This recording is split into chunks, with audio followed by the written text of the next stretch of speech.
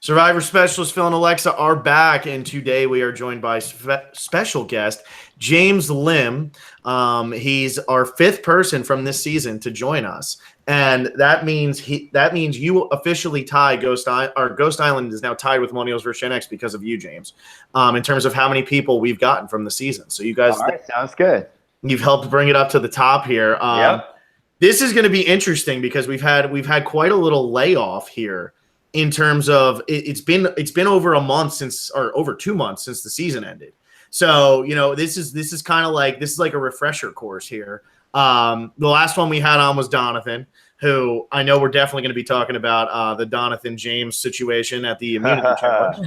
That'll definitely be coming up. But Alexa and I both had the privilege to meet James in person too. So this is going to be fun. Hopefully we can get this get the end of the off season into the preseason going good here with James. Mm-hmm. Yeah. We've also had 2 Malolos and 2 Navidis, and now you're breaking this tie. So we have a couple clarification questions to ask you that involve peeing off the side of the shelter, involving a vomit pit. Yeah. We have a couple follow-up questions for you. Well, I will say, disclaimer, I am a Malolo at heart, so you kind of know which side I'm on, but I will try to be as objective as possible. That's all we can ask for. What that sounds like to me is there was definitely a vomit pit, but James isn't going to admit it on this podcast. We'll see what I say. Well, James, I don't know. I don't know where you want to start. You said something in the tweet to us about the squiggle IQ, and I asked Alexa, do you know what that means? And neither one knew what that was. So if you want to just start off with this squiggle IQ that you brought up, I don't know what it is, and I'm curious. I don't know if you're being serious or sarcastic, but okay, here it goes. Before I start, great to be here. I have, met both of you guys. Alexa, we got a meal in New York City. Phil, I met you during finale week, and you guys are both great. I personally think that you guys should be a part of Press Corps now and do some exit press interviews, beginning with 37, because I love your style. It's been kind of like down to earth, It's kind of like talking to 2 friends. So I've been following you guys since my pre-season process. Like when I was prepping up, I was listening to RHAP and you guys and a bit of Dom and Colin. So there's that, and good to be the subject of a podcast today. So. You really don't know what the squiggle IQ is, huh? I don't, but first I'm going to tell you that for the rest of the podcast now, Alexa and I are going to have the biggest egos ever. Yeah, I don't know if you saw. I wish I took a screenshot of that. Phil and I were just giggling like little school children as he said that. So thank you. Thank you so much, though. I'm glad that you enjoy it, and that's what we're going for. We don't want to grill you. We want to hear the good stuff. Yeah, no, you guys are a great part of the community. Okay, so pregame. Let's kind of start I've said it in different clips now, but my journey to Survivor began with the Amazing Race. Senior winter of college, I had been a fan of the Amazing Race for a long time, all through college. And my senior winter, we were on campus for a winter training camp where you basically practice from 10 to noon, and you have the entire rest of the day free, and you're just bonding as a team and having meals and stuff. So I turned to my best friend from Harvard Track. A big shout out to David Gaulis. He's my bro. Let's apply for the Amazing Race together. Why not? We have time. We'll graduate, and before we start our jobs in the real world, let's go on this big adventure. He said yes, and so we shot a video. We applied. That season happened to be season 29. I believe Brooke and Scott or something won. It was supposed to be single players for the first time ever, not teams. And so they told us that, and they were like, "Are either of you fine with this?" And since I was a fan, I was like, yeah, I'll keep going. And David dropped out. And so I kept going. I got cut, I want to say, pretty far in the process before LA, though. Mm-hmm. And that was it. Even just getting that phone call back from the Amazing Race folks it was so fun. And I had a really good time going through that process. And I just forgot about it. And then fast forward to November 2016, I was at work late at night one day, and I get a random email from SCG saying we found your bio from the Amazing Race database, and we think you'd be great on Survivor. And so the question was twofold. Have you heard the show, and do you want to apply? And the answer was obviously hell yes to both of them.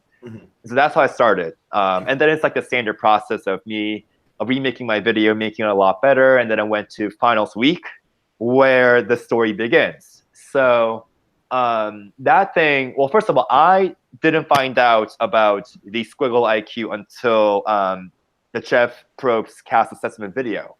So January 31st, we were announced as a cast, and I'm listening to my big, 7-minute video, and then I get to my clip, and Jeff goes, like the highest IQ of anyone that's ever been on a show, and for me, that was a great surprise. How'd that feel to hear coming out of his? I will say, like, it's a pretty cool thing to be a part of, right? Like, I'm now like, I hold this small record in Survivor history, and also pretty humbling because, like, we all know a lot of like brilliant people have played Survivor, like some really smart people, and so I don't want that to get into my head, but at the same time, like, I'm proud to be the current record holder, I guess, and I want to, like, rep Survivor well in the real world with this like title of mine.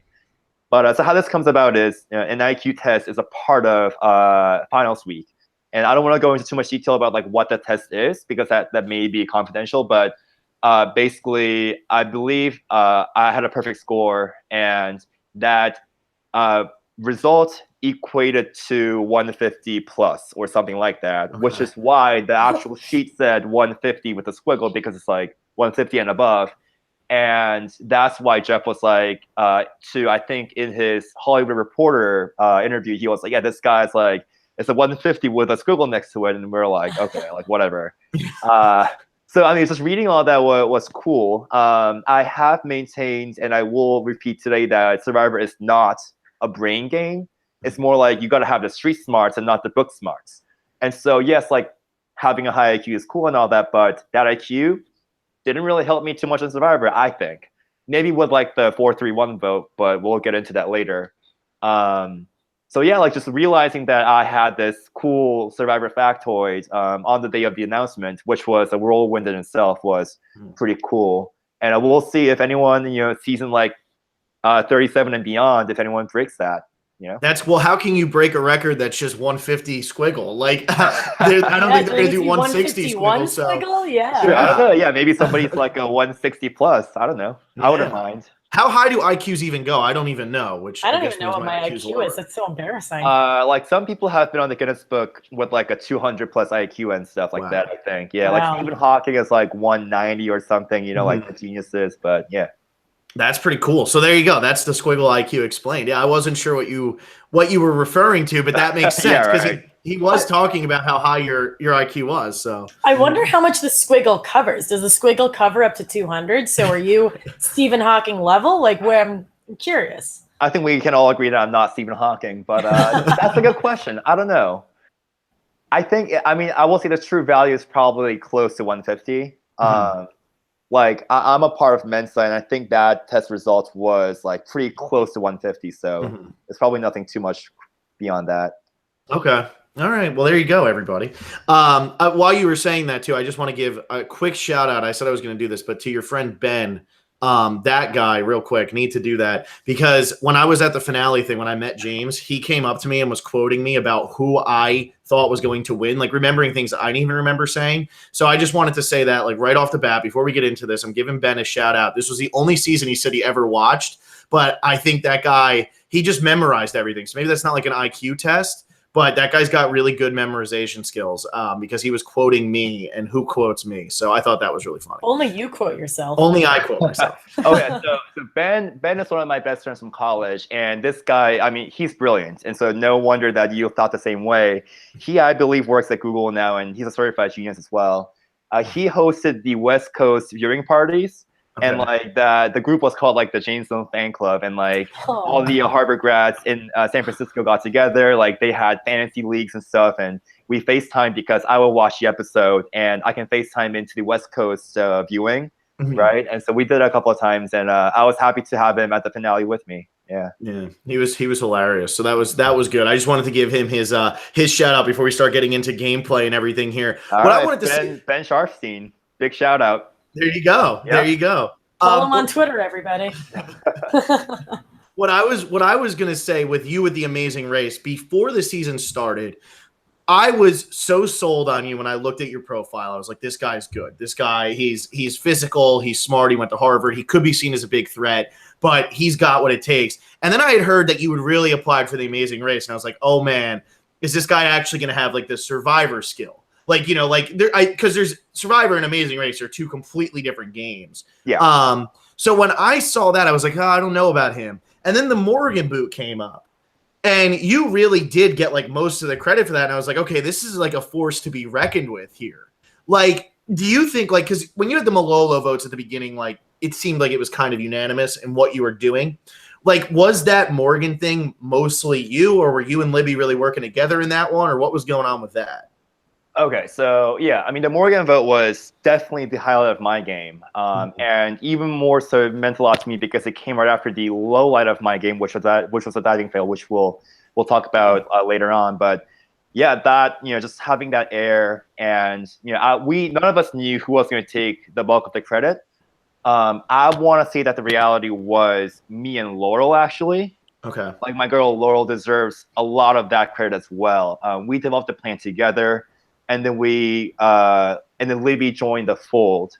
And so at the end of the day, knowing what happened to Laurel in the end game, I expected this lopsided edit to happen. It did happen. And so I texted her that night, like, look, like, we did it together. So like, sorry about the edit. And it's not my fault and all that. But to execute a blindside like that on day 9, like I'll never forget it. Like, to be honest, like it was so exhilarating to develop a plan and fight back from minority and to execute it and to see the actual plan work out. And you come back to camp and now you're like, we're up 4-2-2. Like, this is it, It was a really great feeling. And at least, yes, I was a pre-merge boot, but I at least got to show that I could do something like that I had some game in me. It was good to kind of like, at least have that one highlight of mine. But yeah, no, fact is Laurel deserves half the credit for sure. Gotcha. Well, because when I look at this too, we had talked to Brendan about this when we were doing his, and we had talked to Donathan about it a little bit. Was there any consideration though, after you did that, you were like, we're up 4-2-2. Dominic's a huge threat. He's over here on our tribe. We can knock somebody off like him. We have Chris over here who may be a physical threat later on in the game. Was there any consideration in like throwing challenges to save old Malolo, or were you just worried that old Malolo was no more? Yeah, so like that's the biggest regret of my game. The single biggest regret is why didn't we throw challenges 4 and 5? And so that would have been Brendan's and Johnson's episodes. And like day 10, we woke up. Laurel and I went down to the beach together, washing dishes, and we like had a 10-minute conversation about exactly that. Hey, so like right now as it stands, we're like rock solid. They're splintered. It's a 4-2-2, so we can choose one side, right? And then what happens is it's a 6-2 majority. Now, if it's 6-2, you can split the votes 3-3. And even if an idol is played by Dominic the right way, somebody from the VD still goes home. And the thing is, like, for that to happen, we gotta throw challenges. And we both agreed that, like, why throw a challenge when we can just like win and be safe? And we knew that we were the more like physically stacked tribe. And looking back, like if I had done that, who knows what would have happened with the second swap, sorry. But like, that's where like, Jeff told all of us, including me at Ponderosa pregame, play hard, like play as if you're an all-star playing your second time. And I didn't really get what he meant by that, but that's what it is. Like if I'm a returning all-star and I have like the balls of steel, like I will throw challenges. Like I will literally, while solving a puzzle with Dom, knock it over and be like, Dom, we're going to travel tonight. Yeah. Like that kind of stuff would have been TV gold. And just looking back, you have those what ifs. And for me, it's like, what if I was able to throw a challenge, like, but also like make a big scene out of that, and to show the other Malolos like Brendan and Jenna and Michael and Johnson, like, we got you, would have been cool. And you knocking over his puzzle pieces would have been awesome. Yeah. Oh yeah. And instead, we like worked together to like solve the puzzle and beat Bradley and Kellen in a puzzle for the first time, And funny how things work out. But at the end of the day, looking back, the two men that we let walk unscathed that night, Dom and Wendell, ran the whole game. So funny how things work out. Mm-hmm. Well, and what's interesting is, like you said, you worked with Dominic to build that puzzle and do all of that, which could, in the long run, end up really benefiting you. But then you get swapped to that third tribe, and you don't end up with anybody that you really worked with. Like, so you have Michael, who you haven't seen in days. You've never met Dez. You've never met Kellen. And you've never met Angela. So for you, I feel like that was such a bad spot because you can, by winning challenges, we've seen it in the past. We saw it with Tony back in Kagayan. Just by winning challenges with a group, you can build like a lot of camaraderie and everything, and it can really help you going further into the game. But it seemed like once that next swap happened, it was like everything you worked for, maybe with Dom, maybe with Wendell, and we definitely want to get into what your relationship with them was like. Everything you worked for with them was gone. It just vanished, and there was nothing you could do about it. Yeah. On day 14, and we were all like big enough fans to know that, guys, like a swap is coming, right? Mm-hmm. Because there was a swap at 18. There will be a swap at 15. And so on day 14, we all knew that was the end of Navidi 2.0. Mm-hmm. And so we legit said in front of the camera, like, hey, like, this is it, right? Like, we're going to pack everything up tomorrow. And they didn't respond. But we had a nice dinner, a toast to Navidi 2.0, the 4 wins that we had back to back. It was a good run. And I lay in on the shelter, the Ritz-Carlton shelter, thinking about like the different scenarios of the swap. And for me, the best case scenario was something like one or more of my people, so Laurel, Donathan, and Libby, along with somebody like Chris or Dom or someone from the VD 2.0, and then a minority of Malolo 2.0. Mm-hmm. Everything that I hoped for didn't happen, right? Mm-hmm. So yeah, I mean, I don't want to definitively say like I purely got swap screwed, because the fact is I could have done things better to save myself. Like I could have pitched better to Angela. I could have like maybe thought of like different things. I could have like won the challenge that we lost, right? Like I could have been the caller instead of Des. There are things, but like, yes, was it a bad swap for me? Like I'd like to say so. So on the VD 2.0, the focus really shifted towards like Dom and Wendell and Laurel and Donathan building this bond, which, because like we know that's the end game. And so behind the scenes, what happened was all of us Malolo 4, we try to build some bonds with the Navidis. And so Dom, Wendell, Angela, and Chris, right? And it just happened that Laurel and Donathan worked the Dom and Wendell angle, and me and Libby worked the Chris and Angela angle. And so, for instance, like Chris and I really bonded. Like, he said in his exit press that like of the Mololos on that tribe, like he was like really tight with me because we were both like from like a fitness background. He's a personal trainer. I was a track coach, I claimed. We'll get into that. We were both from like New York and stuff, so we talked about like New York City clubs and stuff, like things like that. So if I had been with somebody like Chris, for instance, on that swaps tribe, I feel like he would have had my back and I would have had his back. But yes, I ended up with 2 people that I had never played with, including the woman who was the leader of the Navidi Strong cult. Des, who actually was really tight with Michael. They had built a pretty strong bond just over like hip hop and like rap and stuff on Malolo. So they were tight. And then I was with Angela, that I thought we were tight because I had saved her. And we had conversations that indicated to me that like, oh, like we are like on a pretty good footing. Like I like her as a person. She likes me as a person. It's a pretty good thing going on. But it all kind of came crashing down, obviously. But,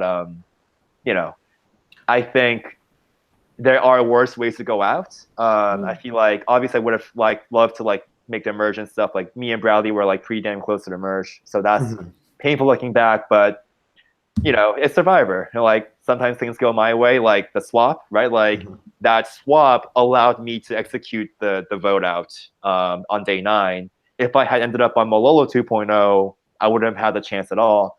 And some swaps don't go my way. So what can I do? When you were on, when you were pitching to Angela, because from what we saw, it was a pretty good pitch. Do you think a different angle would have helped, or do you think that was just that she was just going to vote you out no matter how many times you saved her? Yeah, so I think my pitch to her that was shown was more like the strategic one, like the rational one, right? Like, look, this is a situation. Look what Navidi did to you a few days before, right? Like we saved you, right? So like work with us, you will not be on the bottom anymore, and we can like flip the game. What's my pitch? And you also saw Kellen, unbeknownst to me, working that emotional angle. Like we're a family. I didn't hurt you. Like that was all Dom and Wendell. I got your back. Come with me, girl. And in the end, like it was clear that her pitch worked out better than mine. And so looking back, I definitely should have worked that angle more. Like kind of like get into like people's feelings. Like Angela, like you're hurt by Navidi, right? Like they backstabbed you. They lied to your face about trusting you. They don't want you anymore. That kind of stuff.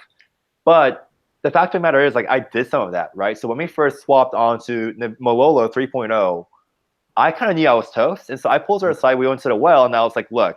So we went into stuff like her being a veteran and caring a lot about loyalty, and me being a type of player who also cares about loyalty. And I told her, like, the story that, like, my grandparents were all four of them survived the Korean War. And a few of them were saved by the U.S. Army, who came to their village in Korea and then took them to a shelter, right? And so, like, I told her that story, like, and this is, like, real fact. Like, all veterans to me will always have, like, a special place to me. Like, I'll respect them so much. And, you know, I was like, look, like, you're a player of loyalty. I'm like that as well. Let's work together. If you can, I said this too, like, if you can help me get through this phase and get me to the merge, I'll take it to the end. Like, I'll have your back no matter what. And I will not write your name down until finals tribal. That's it. And she seemed to receive it pretty well. You know, we had like a good side thing going on that she didn't really execute. But a really good pitch. Yeah. Well, what I was going to say too is, like, when you're watching that as a viewer, we're sitting there going, oh, great. James got a good shake here. He's going to get back at Michael. He's going to use Angela against the other Navidis.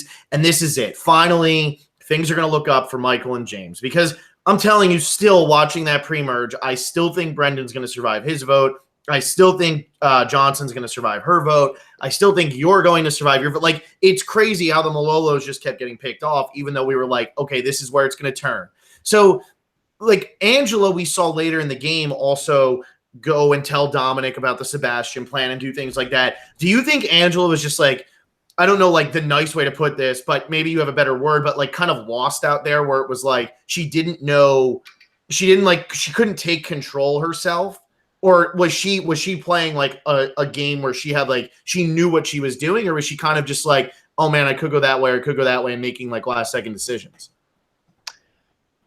Well, I think combining, like, what I saw from her, like, in person, and what I saw on screen post merge, it does seem to me that she kind of played this, like, back and forth kind of game, right?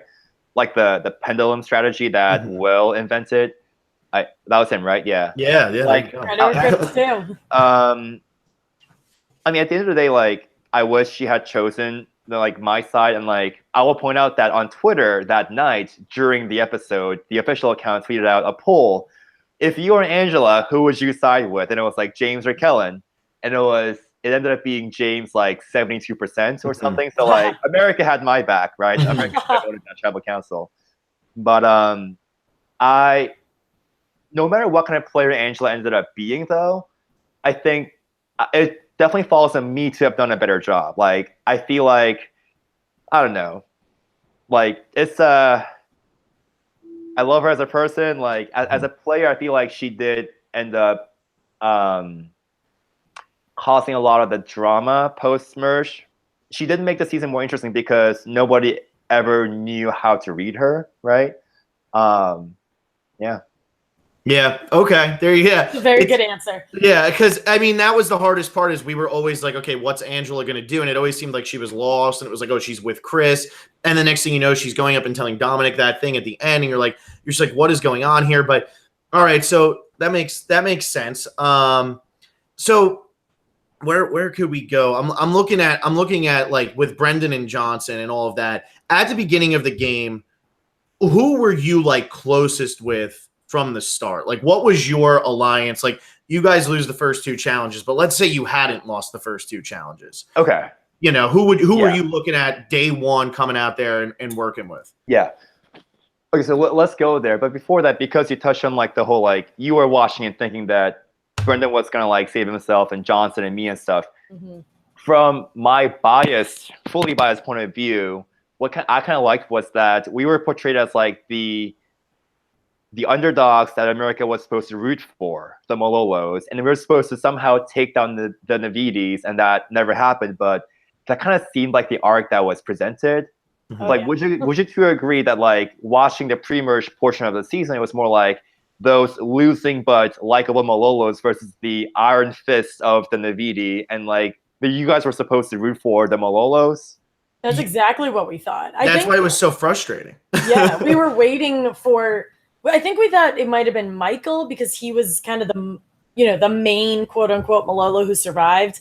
But I think it was actually your boot episode that was our quote unquote breaking point where we were just like, what's going on here? It's been 3 in a row, and we never really got it. So that's where we started to get confused with the editing. And the other thing I want to say about that is that it was your boot where I texted Alexa and said, this isn't fun. Like, what just happened? But like what's even more frustrating is Bradley goes right after you, but no Malolo got their revenge. He went because of other Navides. So it was here we are, we're trying to root for these Malolos, and they're going to take down Kellen, they're going to take down Bradley, and in the end, Kellen and Bradley go out because of other Navides, not because of Malolos. So it was like an unsatisfying arc, and like, look, I'm glad we got to see more of the pre-merge people because, we love this pre-merge cast. I don't know if you followed my rankings, and I'll plug myself shamelessly here. I had you guys at number 4, which I know will never be good enough for any of you. Brendan told me I was wrong, straight up. But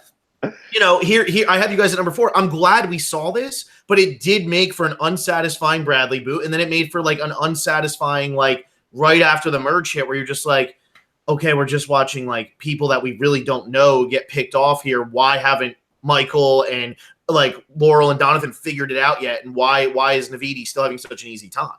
Yeah. I mean, I'm biased, but like I will still say, I mean, you've claimed that I've said it like everywhere, which is kind of true. Like that we are like one of the greatest pre-jury groups of all time. And I will say this about like our group is that there are a lot of people of the 7 of us that if let's say you swap out the first 7 jury members with the first 7 pre-merge boots and you swap them, the season just pans out a different way. Like I would like to think that if that had happened, Dom and Wendell wouldn't have like run the whole show from the merge onwards. I think maybe, and like there are a lot of people that I can see making deep runs. Like hell, like Morgan Ricky. I blindsided her out of the game. That woman could win Survivor. Like Morgan Ricky could win Survivor, and there are a lot of she has a lot of fans online that would agree with me. Like she has all the tools, and so it's nothing to say that was she the third boot? Yeah, but is it because of like things that she messed up? No. Like, and I'll say it like she did nothing wrong. Like I liked her. I liked her like almost like too much. It was like scary, her social game. And so she was in the wrong place at the wrong time and was just like, all right, like blindsided, but she could win Survivor. I can say that about a lot of people of the 7 of us. And so I did read all of your posts. They were long, but I were like so long. And so I think, I think we're in a pretty good spot in your rankings. I would agree. Like full disclosure, have not watched some of the earlier seasons like Pearl Islands, Palau I have not seen, so I'll maybe go and do that this summer because I have a lot of time. But yeah, I mean, I'm a part of it, but I would say we're a pretty damn good pre-merge group. And I will tell you, watch Palau, because the reason I ranked it so high is exactly what you just said about your group. All of those people could have, like most of those people could have won Survivor had they not ended up on the tribe they ended up on. Like, and you'll see it when you're watching. You're like, wow, this tribe is just terrible. That's why they're losing. And that's why these people, like, it's the most missed opportunities, I feel like, is Palau. I feel like your season probably has the second most missed opportunities. I mean, I have Micro ahead of you, and I had Heroes versus Villains ahead of you, but those were some returning players. So I don't feel like there's any missed opportunities. With your season in Palau, I feel like there's so many people. I feel like Brendan could win. I feel like Johnson could win. I feel like you could have won. I feel like Bradley, if he could put his ego over there, really does have the strategic mind to do it. He just likes to rub it in a little bit. I feel like there's a lot of people, though. Jacob was a great character. I don't know if he could have won. And Gonzalez is a first boot. Like, are you kidding me? Like, that's one of the best first boots we have. Absolutely she was like, agreed. And then you have Morgan, who you guys just made the right move in getting rid of. So I feel like there's just so many missed opportunities with your group that it's like, if we're going to do a pre-merge season, like, let's do it soon so that you guys get another shot faster. That sounds like a good plan to me. Like that's how the dream come true. Like at this point, it's been a little bit since the finale, and so like we're trying to move on with my life, and like I've like I'll be busy with like future plans and stuff, but I want to be in a state of mind where like I'm not thinking about like, am I gonna get the call to go back like every day? But like if the call comes, I'll pick it up and be so happy to like say I'm in, let's go back, and yeah, I can see like a pre-merge season happening maybe sometime, and that'll hopefully include a lot from like Ghost Island, taking chances too. Like we'll see, but I've heard from a lot of alumni like Fishback, like Michaela, the good advice that we as players cannot obsess over that possibility, because at the end of the day, like, it's up to them, and we just gotta wait and live our lives and be busy and be happy and still enjoy the family that we have now in the community, like you guys, and maybe wait for the call. Like, that's it.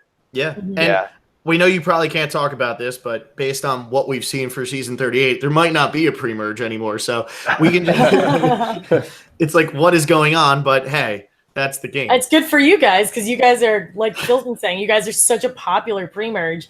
And I think with your season and the past like 4 or 5 seasons, there's a good enough group where enough fans, like so many fans, can get behind. So hopefully it happens. Yeah, we'll see.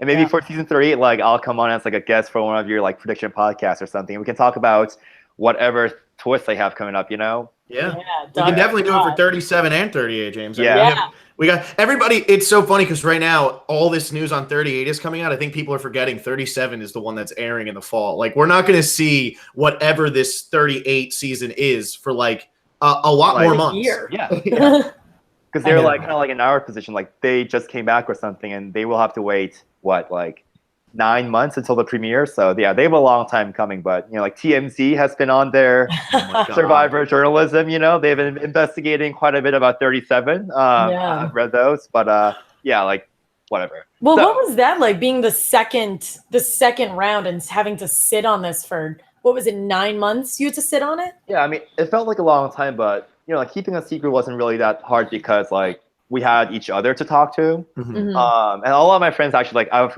went to parties in New York City. Like I went out and they're like, they got me drunk and they're like, so how was Australia? That kind of stuff, or like, hey, like, so like, how was being on the jury? And I'm like, I don't know, I didn't break until this actual season, but you're good. Yeah, but I feel like, I mean, it wasn't too long. Like, I mean, 32 Co Wrong, I believe, waited for a whole year. Because they filmed first and aired second. And so, like, like, it's a small cost to pay to play Survivor. Like, exactly. Yeah, we'll do it. Now, let's go back to, like, day one and stuff. I guess your original question now. I completely forgot that's what the question was. Well done, James. Well done. Let's keep it on track. So we did lose the first 2. If we had won, I think what would have happened was my number 1, I think, on Malolo was Jonathan. So he and I were part of the same finals week in LA. And I've sourced from that as well. Like, that week produced like 9 or so from the season. Like me, Jonathan, Libby, Wendell, Jacob, Dominic, several more. And so even during that week, Jonathan and I were like kind of looking at each other like I got a pretty good vibe from him. And so I read him in the sense that he has a good heart, which turned out to be true. And he claims he had the same read of me. And so day one, I come up to him in the shelter. It's just me and him. And I go like, look, dude, like, even from like in LA and all that, like, I got a pretty good feeling that you're like just a good guy and you're here to play the game. And so I got your back if you have mine. And he was like, oh, that sounds great. I'm not even going to try his accent. Like, that's great, James. Let's play together. I had the exact same read on you. And so we had a thing going on. And that did stay strong until my vote out. Voices like on Navidi, like Wendell was trying some like scheme where like he was like, Jonathan, like, James wants you out. And Jonathan was like, James, like, Wendell says this. And I'm like, that's bullshit. Like, very good. And so like it did hold strong. I was tied with Laurel. I was tied with Brendan. I was tied with like Johnson, Jacob, like that kind of crew. But I will say there was a time, I don't think anyone's ever mentioned this, so this is like brand new, like inside gossip. There was a time at the second tribal where we were like playing up the whole like, oh, like best tribe ever thing, right? Like Jacob was there for us, and so he was like, oh yeah, like I still believe that we're the best tribe ever. And Jeff is like, all right, like, Jenna, do you agree? Like, James, do you agree? And we were all like, yeah, we agree. Yeah, we're the best ever. And so as you're at tribal council. Yeah. And like at one point in time, Jeff was like, all right, like, cameras off, and he was like, guys, like, really? And we all had a good laugh. It's like, it was all complete bullshit. But what our pitch was to him, and he agreed, was that we were great because there was no actual conflict, right? So we were 10 people that truly got along, and it was just like 10 really good people. And so, yes, we booted Gonzo, we booted Jacob, but it wasn't for spite of like, we don't like them. It was just like, Gonzo's playing the game well early. He was a threat. And Jacob was playing too hard early. And while there were that's not great TV, but we felt like, yeah, like these are some solid people, and that's why we're great. Maybe not the greatest ever, but Well, so yeah. Well, before the season started, Alexa and I took a lot of crap because we kept saying you guys were going to win the first 2 challenges. Like we had assumed Navidi was going to lose, and my whole thing was the personalities wouldn't click to win a challenge. Like I felt like Malolo, like you guys might have the weaker tribe when you're looking at it. I mean, the other side has Chris and Wendell and Dom, and Chelsea was great at challenges, but it seemed like they would have the bigger personalities that would butt heads, and you guys would get like behind a leader. Maybe it's Brendan, maybe it's even you, who knows, and be able to like navigate your way through, because it seemed like you said, there wouldn't really be any conflict. So it was kind of like, it was a bummer when like you're watching people go home without really having a reason for them to be going home, Well, I remember seeing that guess, and I was like, yeah, like we're gonna totally win everything. But if you look at it face value, if you look at just, for instance, the 5 guys and the 5 guys, I think it's pretty obvious one tribe is more physical. Like, and here's the thing, like people don't think that like construction is a skill on Survivor, but it is. And you have Wendell and Dom on the same tribe. And so no wonder their shelter was a lot better. So we had, Brendan and Michael on the shelter, me and Libby on the fire and stuff like that. But like they tried really hard and they put a lot of effort into the shelter. And I still maintained that it was a good enough shelter. Okay. It was fine, but it was not as good as Navidi because no shit, like they have 2 professional construction people, and a deep sea fisherman and a professional pitcher and a cheerleader. Like, okay, like whatever. But I mean, I will say like, and you can check this with like any other cast member. Like even if I had crushed that dive and gone in immediately, I feel like they would have still won the challenge because it was Wendell and Des on the shooting versus Brendan and Jacob. So Wendell always has claimed to me that like he was gonna crush it anyway, and I agree. He has. I saw him play basketball 2 days ago. I was in Philly visiting him. Yeah, he's got some. Yeah, good. He's good at basketball. So yeah, I don't doubt that. But that was my early alliance and stuff. And I will say that my early strategy was more like a page out of Sandra's book, Anyone But Me. So for Gonzo, it was supposed to be Jenna. Brendan has claimed that is true. It was supposed to be Jenna, and last minute, maybe like half an hour before lockdown, it changed to Gonzo.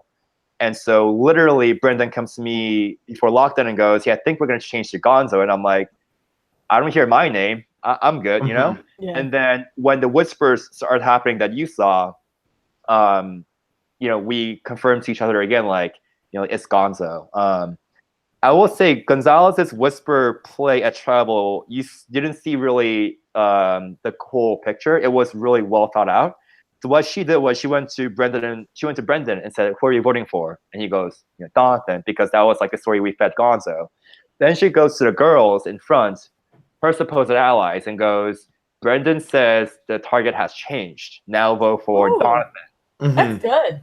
Now they're like about to believe her, and they look back at Brendan, and then he was like, no, like it's still Gonzo. But it almost worked out. And so again, like, I mean, you've mentioned it. I agree that she was one of the most capable first boots ever. So that was that. And then we can move on to the second episode where, like the bonds are still there. And again, I'm tight with Jonathan, Laurel, Jacob, Brendan, Johnson-ish, that kind of crew. So we go to the challenge, and obviously you guys want to hear about this, like what exactly happened out there.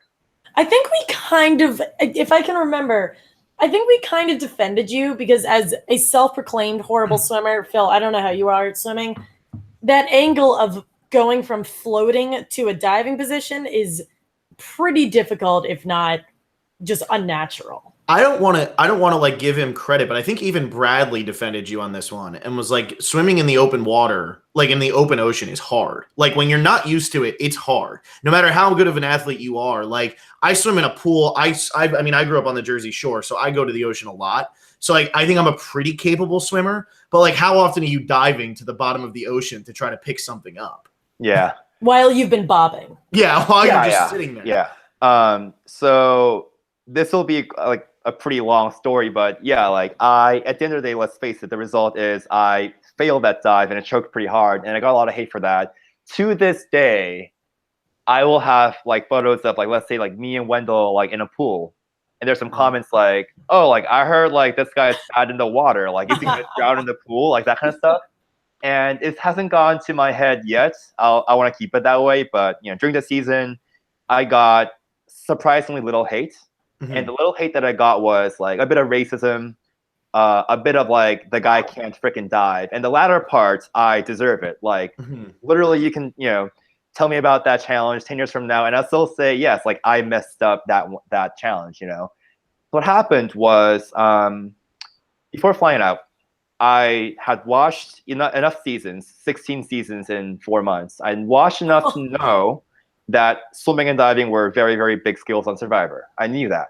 And so I was like an average swimmer. I could like obviously like do a decent freestyle and all that, but I wanted to get really good. And so I was in New York City, and so I went to the Columbia varsity pool. I had a colleague at work who was a former varsity swimmer there. I told her, like, I'm going on a vacation to the South Pacific, and we're going to be doing a lot of, like, scuba diving and snorkeling. Can you help me get, like, really good at this kind of stuff? And so we went there to the varsity pool. That pool is 15 feet deep, and she made me, like, do freestyle sprints back and forth and dive to the bottom with her and stuff. And so I got to a point where I felt pretty damn confident in my water abilities. Now, Phil, as you said, but the problem is it was in the pool. It's a whole different story. So we get out there. Challenge 2 comes here. Like, we obviously get out of the boat. It's in the ocean. So we're like, okay, water challenge. And a small tidbit here. We were told, I think we were expecting to get our swimsuits early on.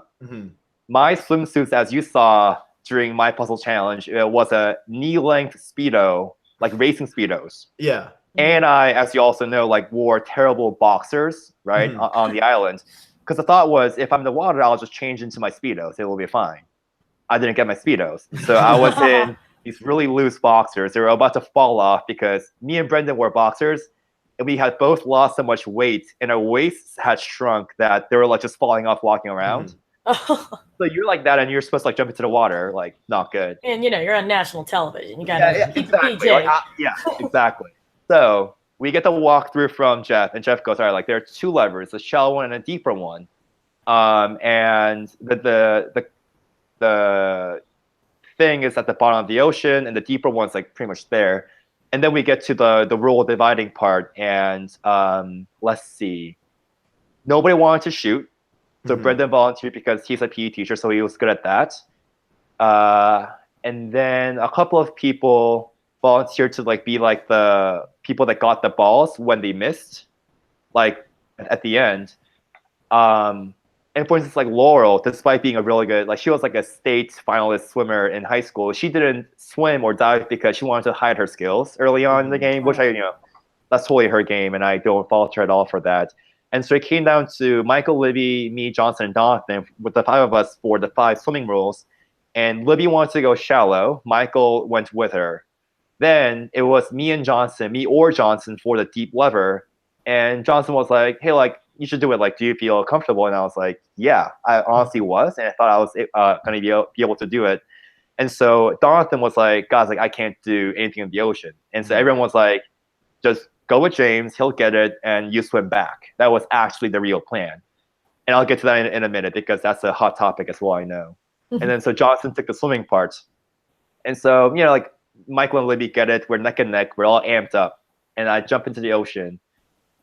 The thing that happens in challenges is that, and people have alluded to this as well, the adrenaline that the rush that you feel, it was like insane. Like I was going nuts over just like how much excitement that I had like coursing through my veins. And in the first challenge, for instance, where you're on land and you're supposed to like pull a heavy thing, it helps you because you're so amped up and you find that extra bit of strength and you find that extra energy to get the challenge done. And it got to a point where like our hands were half gone. Like the skin was gone. It was all blood and blisters by the end of the challenge. But we didn't feel the pain at all until we got onto the mat and we had actually lost because the adrenaline masked the pain completely, right? So like you're in like that state. So if you try to swim in that state, the breathing becomes hard because you're so amped up. That's when I really realized, as soon as I jumped in, I was like, this is going to be trickier than I thought. Mm-hmm. And then I swim out there, and like people claim that like I'm a terrible swimmer. You can watch it again. Like the swimming was fine, like whatever. I wasn't great, but I swam out there, and I tried. My first attempt, I got like maybe halfway there, and then I came back up. And you know how Jeff goes like, "Oh, like James fails like the dive," and you know then it gets to your James head. sucks over here. Yeah, basically. While Navini's crushing it, they're getting ahead. So then it starts getting to my head, and also I'm treading water, and so it's not really like great for like calm, deep breaths. And so that's what happened, right? Like I kept trying and trying. It was several minutes, and meanwhile, they were starting to like shoot. And so I beckoned to Jonathan, as you saw on TV, and he came in and got it on his first try. So on that note, Jonathan's like, I can't do it, right, has been a hot topic. Pretty much like a lot of people have talked about it. Like they were giving him a hard time, like why wouldn't he help James earlier, that kind of stuff. And as a person in question, I will say that the plan was for him to just like swim back. Mm-hmm. The plan was for me to get it, and he was like, I can't swim and dive, so they're like, just go back, and save time. So I don't blame him at all for doing that. And the whole like he was sitting there waiting and watching me struggle, I felt like it wasn't too long before he did come in. Mm-hmm. So a lot of people have given him a lot of hate for like, why would he just sit there and not partake in the challenge? I don't think he deserves that heat personally. And so I kind of want to have my boy Jonathan's back here. It's on me. And the fact of the matter is, and like I've gone like swimming and diving with the cast now, so they know like I can't do all that kind of stuff, but I did choke. So I will take the hate. I will not take the like he can't dive at all kind of stuff. I don't know. I was just about to ask how you did at the Great Barrier Reef. Yeah, we're fine. You can ask the free jury. Yeah. Yeah. All right. So there you go. Well, because then the thing came out not too long after that when Jonathan made it to like the finale or a little bit before the finale, where it was like James didn't actually say I'm proud of you. Like people were trying to say that like whatever that stamp was, you had said something else. I know that was on Reddit. Yeah. And then, so they claimed that I said I'm so sorry. Yeah. I did say I'm so proud of you. Yeah. And then I said to the whole tribe, and I turned around, I'm so sorry. I will say, so kind of like the standout themes that evening post challenge was like, me saying like, I suck, I hate myself, that kind of stuff. I really did feel that way. And so like, you heard a confessional of me saying that like, as an athlete, as a former athlete, I don't think I've ever failed my team that hard before, and which is true. And it really felt like complete shit, to be honest. Mm-hmm. And so for me to come back and apologize immediately was, for me, the only path forward. Like I had to do it as a Survivor player, so I did it. And my thing at Tribal, like I kind of hate myself for the failure. Like it's still true. The thing is that they not only were my intended path, but also it was perfect for like the Jacob blindside, because what happened was we come back and. I'm like apologizing, and then we all kind of like like sit there and we're like, well, we lost again, this kind of sucks, we're going back to Tribal. And then they go for a walk and stuff, and somehow Jacob's not there, and then everyone's like, look, like you're good, like it's Jacob. And I'm like, yeah, okay, like that's great to hear, so like how can I help? And so happens like, and so we ended up doing the whole like me and Laurel and Stephanie Johnson being like, oh, like Jacob, like what's your plan? Like let's go with your plan. And like he wanted to blindside Michael. And so yes, we entertained the idea for a little bit, but at the end of the day, for me, like the surest way to save my own game that night was to vote out Jacob, sadly. And I will say this, like we've been friends ever since the game. Like we've hung out a lot in New York City. He's a great guy. And it did feel bad to do that to him, because I know that he's a super fan. It really means a lot to him, this whole Survivor thing. So I felt terrible, but I had to save my own game. And so that's what you saw. And so not only was I playing up my like fear, but also like, you kind of see like Jenna and Brendan at Tribal being like, yeah, I don't know, like James messed up. He's got to pay. And they allegedly didn't really feel that, but they wanted to make Jacob feel like it was going to be him wanting to target Michael versus those like sour people targeting me. That was his image, and so that's how we ended up executing the vote. And you'll remember that Michael and Libby voted for me. I got 2 votes. Like I was totally fine with that because again, like I deserved to be the secondary target. And before that tribal, we went through all of his stuff, like Jacob's bass, clothes, everything, to make sure that that idol that he showed us was fake, and he didn't have a real idol as a backup. So once I was 99% sure that he didn't have a real idol, I was totally fine being the secondary target. And then I did the math in my head, and so I deduced that if the plan is successful, it'll be a 5-2-1 vote. That's how you split it, right? And that's what happened. So yeah, I was fine with it, you know. So once it got to tribal council, and even when you guys are going through his bag and you're realizing that he doesn't have his idol was fake, was there ever the thought in your mind, oh, maybe they are just really playing me and they are going to go for me? Or was there enough confidence in your alliance that they were still going to go for Jacob? Okay, so when they told me that plan, how did I take it? I feel like I had a reasonable degree of confidence in it because Jacob was going to be the first target anyway. And so even the first tribal, Gonzo went home simply because Jacob was safe. So knowing that history, when they came back to me and said, like, we want to target him again, like I was, you know, like I believed it. So I don't think I doubted their side too much. But also I made sure, like I told Jonathan, I told Laurel, if I'm not there and you guys are talking game and I come up, please let me know what is going on. And so the stuff that I heard from them didn't contradict that idea, and so I was like, you know, let's go to tribal, you know. Yeah. So with those first 2 votes, you vote out Jacob, you vote out Gonzalez. Those are the first 2 people to go. Do you think, like, not necessarily the Jacob one, because that one didn't really matter because then you swapped, but had you not gotten rid of Gonzalez in the first one, do you have a better chance in the second one? Like if Jenna does go home, to throw Jenna right under the bus here, if Jenna does go home, do you think you have a better chance in the second challenge with Gonzalez, or would it really not have made a difference? Would the tribe have been kind of the same, or do you think Gonzalez would have caused like a rift? How do you think that would have went? Well, keeping everything else constant, if you swap out Jacob for Gonzo, is that what we're saying?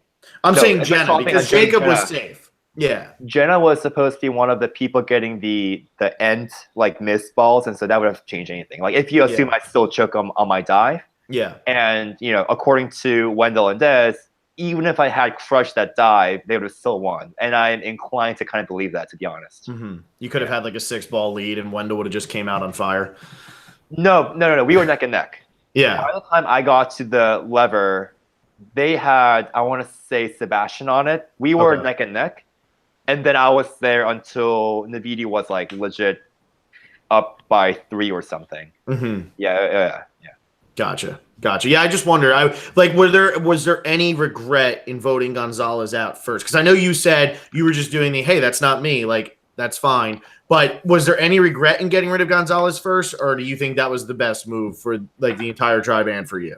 So during the game, post day 3, it never really came up as a regret. I don't think we entertained the idea of like, oh, like what if we had kept her around? But I will say, just from a human perspective, like now having been on the trip with her and knowing her as a really good friend, like I think she did deserve a lot better.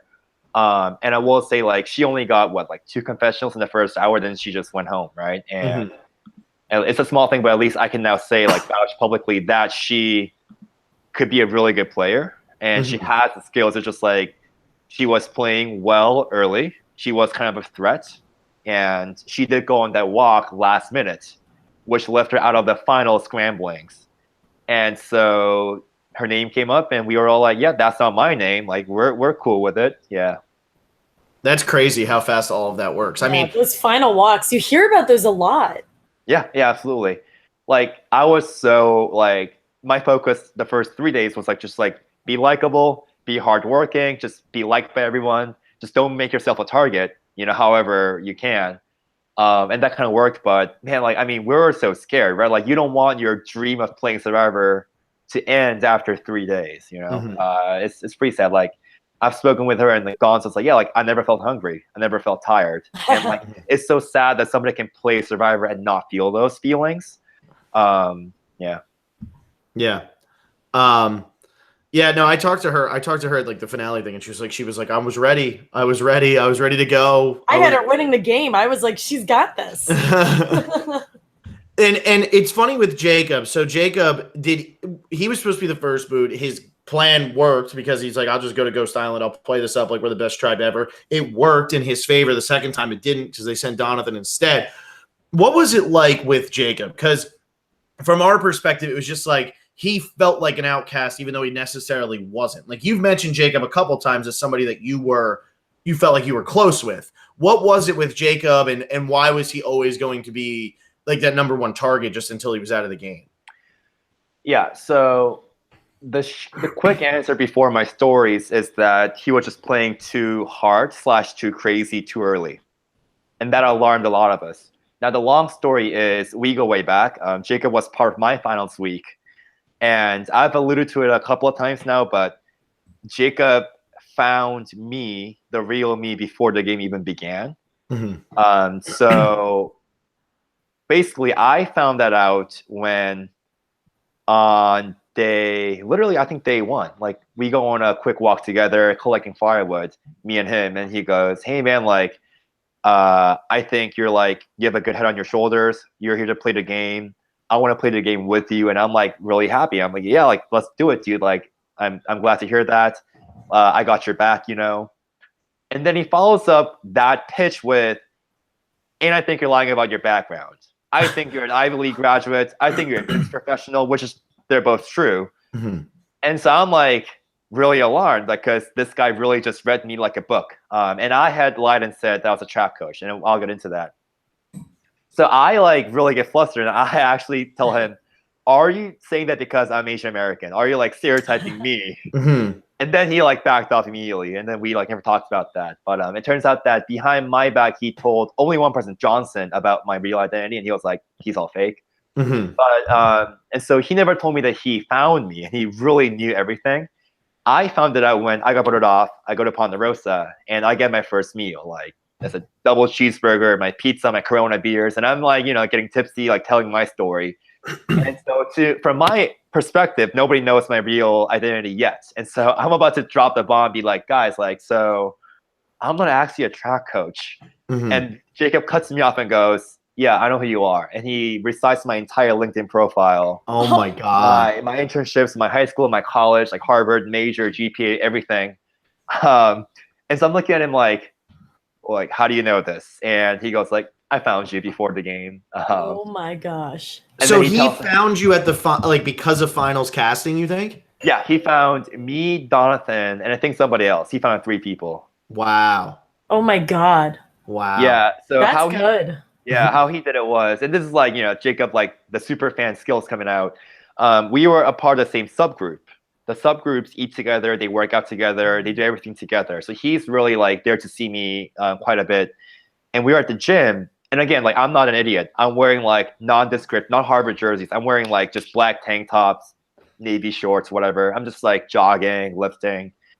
And he looks at my quads and like they're like big quads. And he goes, okay, so Asian guy, big quads. And so that means like he's like track or triathlon. Mm-hmm. Asian on Survivor means they're probably pretty smart. And so he thought I went to a really like a good college.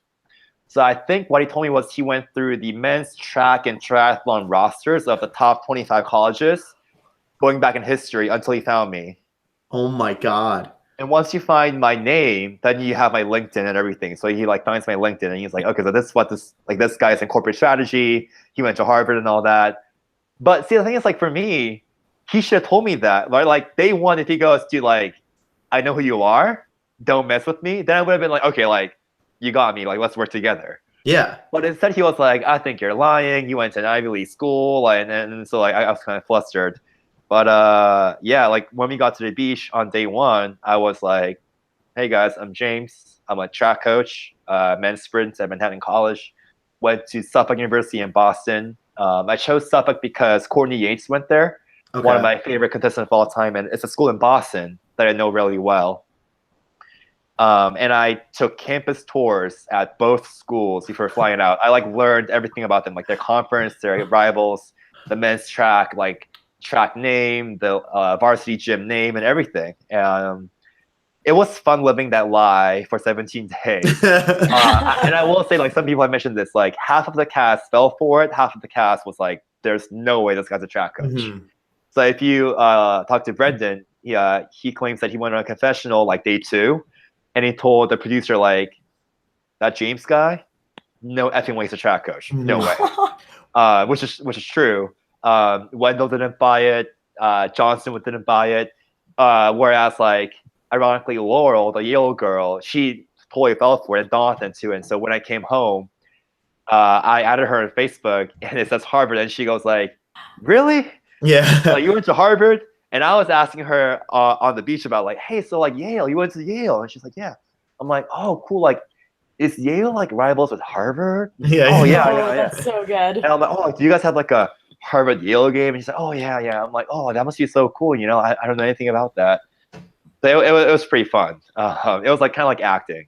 Yeah. How long were you saying you were a coach there for? Just out of curiosity. I said I was 26 or 7. I was a little bit older than I'm 25 now. I was 24 when I played the game. And I said that after graduating, that I got a volunteer assistant position at Manhattan College because my head coach knew a coach there. Mm-hmm. And so I worked like as a tutor at the college. I was a volunteer assistant for 2 years.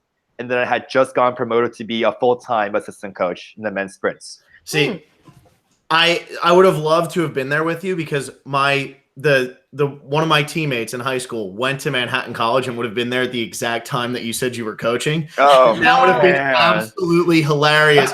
He wasn't a sprinter, so there could have been a way you wouldn't have known him. But he was like the best 1600 runner that Manhattan College had. Oh yeah, that would have been a disaster. And like, people ask me a lot about, for instance, like Chris. Chris was a personal trainer, and so we talked like fitness a lot. Mm-hmm. And so when he asked me about, hey, so like your workouts, your lifting regimen, I could say that kind of stuff because I ran college track. Mm-hmm. And so like my athletes' names, like my coach's names, the lifting stuff, I just borrowed it really from Harvard track and just said that was from like my real, like my fake job, you know? And I got to give a shout out to Coach Mark Mangiacotti, who was my actual track coach at Harvard. And I was a walk-on, and so I didn't get recruited. I tried out in front of him, and he got like allowed me to walk onto the team. And I was on the team for all 4 years, ended up being captain my senior year, and he really changed my college career that day that I tried it out. He is a diehard Survivor fan that has been watching since Borneo, and he came to the finale as one of my guests. So it was like awesome to have him there with me. Yeah, he loved it the whole week. So that was kind of the inspiration of my fake identity because I didn't want to say I had like this business strategic job. I didn't want to say Harvard. And so the easiest one for me to fake was track coach because I could talk about track all day long. Yeah, exactly. Well, I mean, and my uncle was a track coach at the college level, and that's exactly how he is. He literally will talk track to people who don't want to talk track because that's like what he likes to talk about. So I could see that. And once you know it at one school, I feel like track coaching is like the same no matter where you're going to go. So yeah. You know, that's pretty good. I just think it was funny when you said Manhattan. I was like, oh man, I would have had him. I would have had him right off the bat. Like, that's why I didn't say BU, that I went to BU, because BU has actually had quite a few Survivor players. And there's a lot of Boston people on Survivor. Exactly. And so stuff like it's a small school in Boston, and I wanted to like honor Courtney Yates and all that. And it's in downtown Boston, so it's a pretty small campus. So I like walked around there a lot. So we got here from Jacob. So that was part of like Jacob's crazy gameplay. And what you saw on screen was pretty much like his real gameplay, like going idol hunting alone, the sock rice. Yeah, I was with him, next to him at the Manhattan viewing party, the premiere party that I hosted. It was me, Jacob, and Des co-hosting. And I didn't know until it aired. And I turned to him and I go like, really, dude? But I will say that he said it himself, like, since we boil everything, like I really didn't mind. It tasted fine, to be honest. It was just like a funny tidbit of like how much of an early train wreck he was. Yeah. So yeah, I mean, Jacob, look, like, again, if you go back and listen to his pregame stuff and how we read him, we all loved him. like we legit wanted to play with him. And I feel like where it went wrong for him was just like that hard gameplay out of the gates. You don't want to go off for an hour plus alone on day 2, ever. You don't do that. Yeah. And when he did that, we all turned around and, you saw me telling Jonathan. So Jacob's like out exploring, like Brendan's like, yeah, no, he's idol hunting. And so we all got together and we're like, so he's kind of like going off crazy already. Like, they want to boot him, and everyone's like, yeah, sure, That all being said, he's a great guy, and we're like close friends now. And he's made a lot of like really cool life changes since Survivor. He's like in his own apartment now. He has a new job and stuff. So good for him, Yeah, that's great. awesome. Yeah, but that's the Jacob story. Yeah. So you said that Jacob had also found out about Jonathan and 1 or 2 other people. How did they react to that happening too? Because I think that's hilarious. So and it's great on Jacob's part. Yeah. I don't know the reaction, but Jacob told me how he found Jonathan. So Jonathan had been a super fan, quite active on Twitter apparently way before the season. And so I think Jacob did some kind of search on Twitter, and he somehow found Jonathan's account. And it had gone quiet the exact week we were in LA for. Okay. And then he clicked on the photo, and it was like the same like tiny redhead guy that he saw at the hotel. So I think that's how he found Jonathan. I want to say he found a couple more people, but I'm not sure like who. It just goes to show like how much time he dedicated towards the prep process. I did too. But I had to binge watch a lot of seasons to prepare. I worked out like crazy. I bulked up 12 pounds and all that. So that was my prep. But and I will say even the super fans of the season, like Jacob or Jonathan or Brendan or Johnson, they all thought that I was also a real fan because I was able to talk about those seasons pretty well, which made me feel pretty good. Because people have talked about this, like our season had a record number of super fans to the point where if you are not a fan, you are in a minority. So once you got out there, literally day 2 at night, we're just lying down in the shelter talking about the 3rd boot of Micronesia, or that challenge in Heroes Village, or China has such a great season. Oh my god! And so I'm like, okay, so I gotta talk some real game now. And so I kind of jumped in and made sure they knew that I was like a fan and stuff. So Malolo was a really good try. I feel like I personally had the best time of my game on the VD 2.0. I really wish we didn't have the second swap, obviously. But Malolo was also a group of just really good people and good players, and we're still really tight despite all the losses. Yeah, and it's funny because when we had Brendan on, he was saying he didn't want to play up how much he liked the show, but then it got to a point where he would have felt weird not talking about how much he liked the show. He had to tell everybody how much he liked it. Otherwise, he was going to be an outcast. Yeah. Which I don't know if that ever happens on seasons. I feel because if you go back to Worlds Apart, Max and Shireen, aside from walking around without their pants on, a lot of the problem came from the fact that all they would talk about is Survivor stuff. Yeah. Past experiences. So we were the opposite in that, for instance, Chris was obviously, he admitted it that he was a recruit.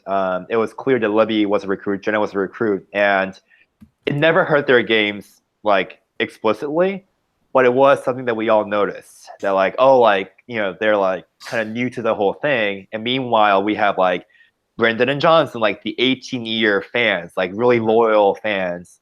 And we have Jacob and Jonathan, the stereotypical super fans. And so if you put them all in one tribe, there's a reason why Michael played up his, I've been a fan for 10 years now too. And I've watched China, I've watched James Clement. There's a reason why we all did that. But I was able to kind of mingle fine. So that's that. How was meeting James Clement? Just a real quick sidebar. Oh yeah. Yeah. No, him and Eric walked in just unannounced during the finale. And so we had a field day. So you had no idea that they were coming? I don't think so. Yeah. Oh, wow. So no, actually, you know what? This was after Jeff announced we have surprise guests James and Eric. Why are they here? And then they came down to see us. Okay. And so we all took photos with them, and it's pretty clear. Like James, for instance, like he's over with Survivor. Like he's done with I was about to ask that. Yeah, the guy went on national TV saying, "I don't watch it." Yeah, and Jeff was like, "Oh, okay, cool," But for us, like they're legends, both of them. So it was great meeting them.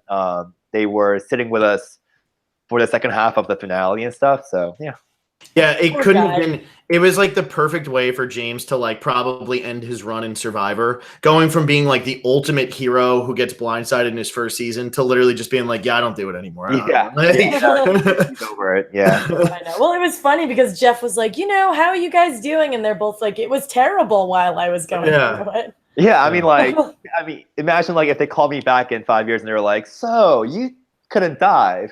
Tell me about that more." Or like if my diving mask was on Ghost Island too, like that kind of stuff. Yeah. Oh, that'd be funny. I think I personally am at a place where like, yeah, you can like tell me about it all you want. Like I'll admit it, like I choked. My personal stance is that if there ever is a Ghost Island 2, it's half a joke, but like the entire Malolo tribe should go on the island. And just have a picture of you guys. Walk down the mountain and be like, "Oh, hey, newbie, like we're Malolos. We were cursed the first season." I mean, like you're about to lose. Yeah, throughout the season, or like the 10 of us together, it's like one super idol now. Like your job is to get us into majority for one. Like, I mean, you guys followed like my tweet start the season. Like, I was doing the math. Like, every single swap screwed Malolo over. That's just mathematically not supposed to happen. Like, period. That's like hilarious. Like that's Jeff, what I think is. Oh, go ahead. What's so amazing is you did a 3-tribe swap, and every Malolo was on the wrong side of those 3 tribes. Like that is insane for that to happen. Those odds are about 1 in 5.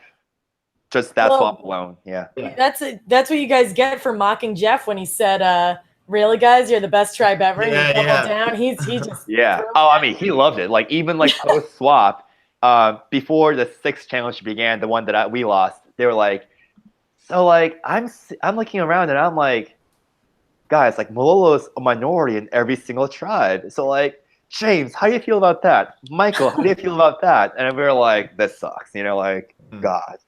But yeah. How do you think we feel? Yeah, I know, right? But then they were also like, do you really? I mean, I remember like he was like, James, like, do you feel like Malolo is truly cursed? Is Orange cursed? And I was like, Jeff, like, I don't believe in that kind of stuff. Like, no, like we're not. Mm-hmm. And so my counterpoint was that, look, Malolo has been losing with all these different types of people together. Like literally, yeah, we lost the first 2. Then Kellen and Chelsea and Bradley came over and they still lost. And now we have like Des and Michael and me and Angela. We still lost. Like it's not a curse. It's more like we're just like like it's definitely not a superstition that we should like all subscribe to. But it's good TV, so they kept on talking about it. Burning this flag was great. I personally think that I actually liked seeing that, but they should have done it earlier. Obviously, 3 days earlier.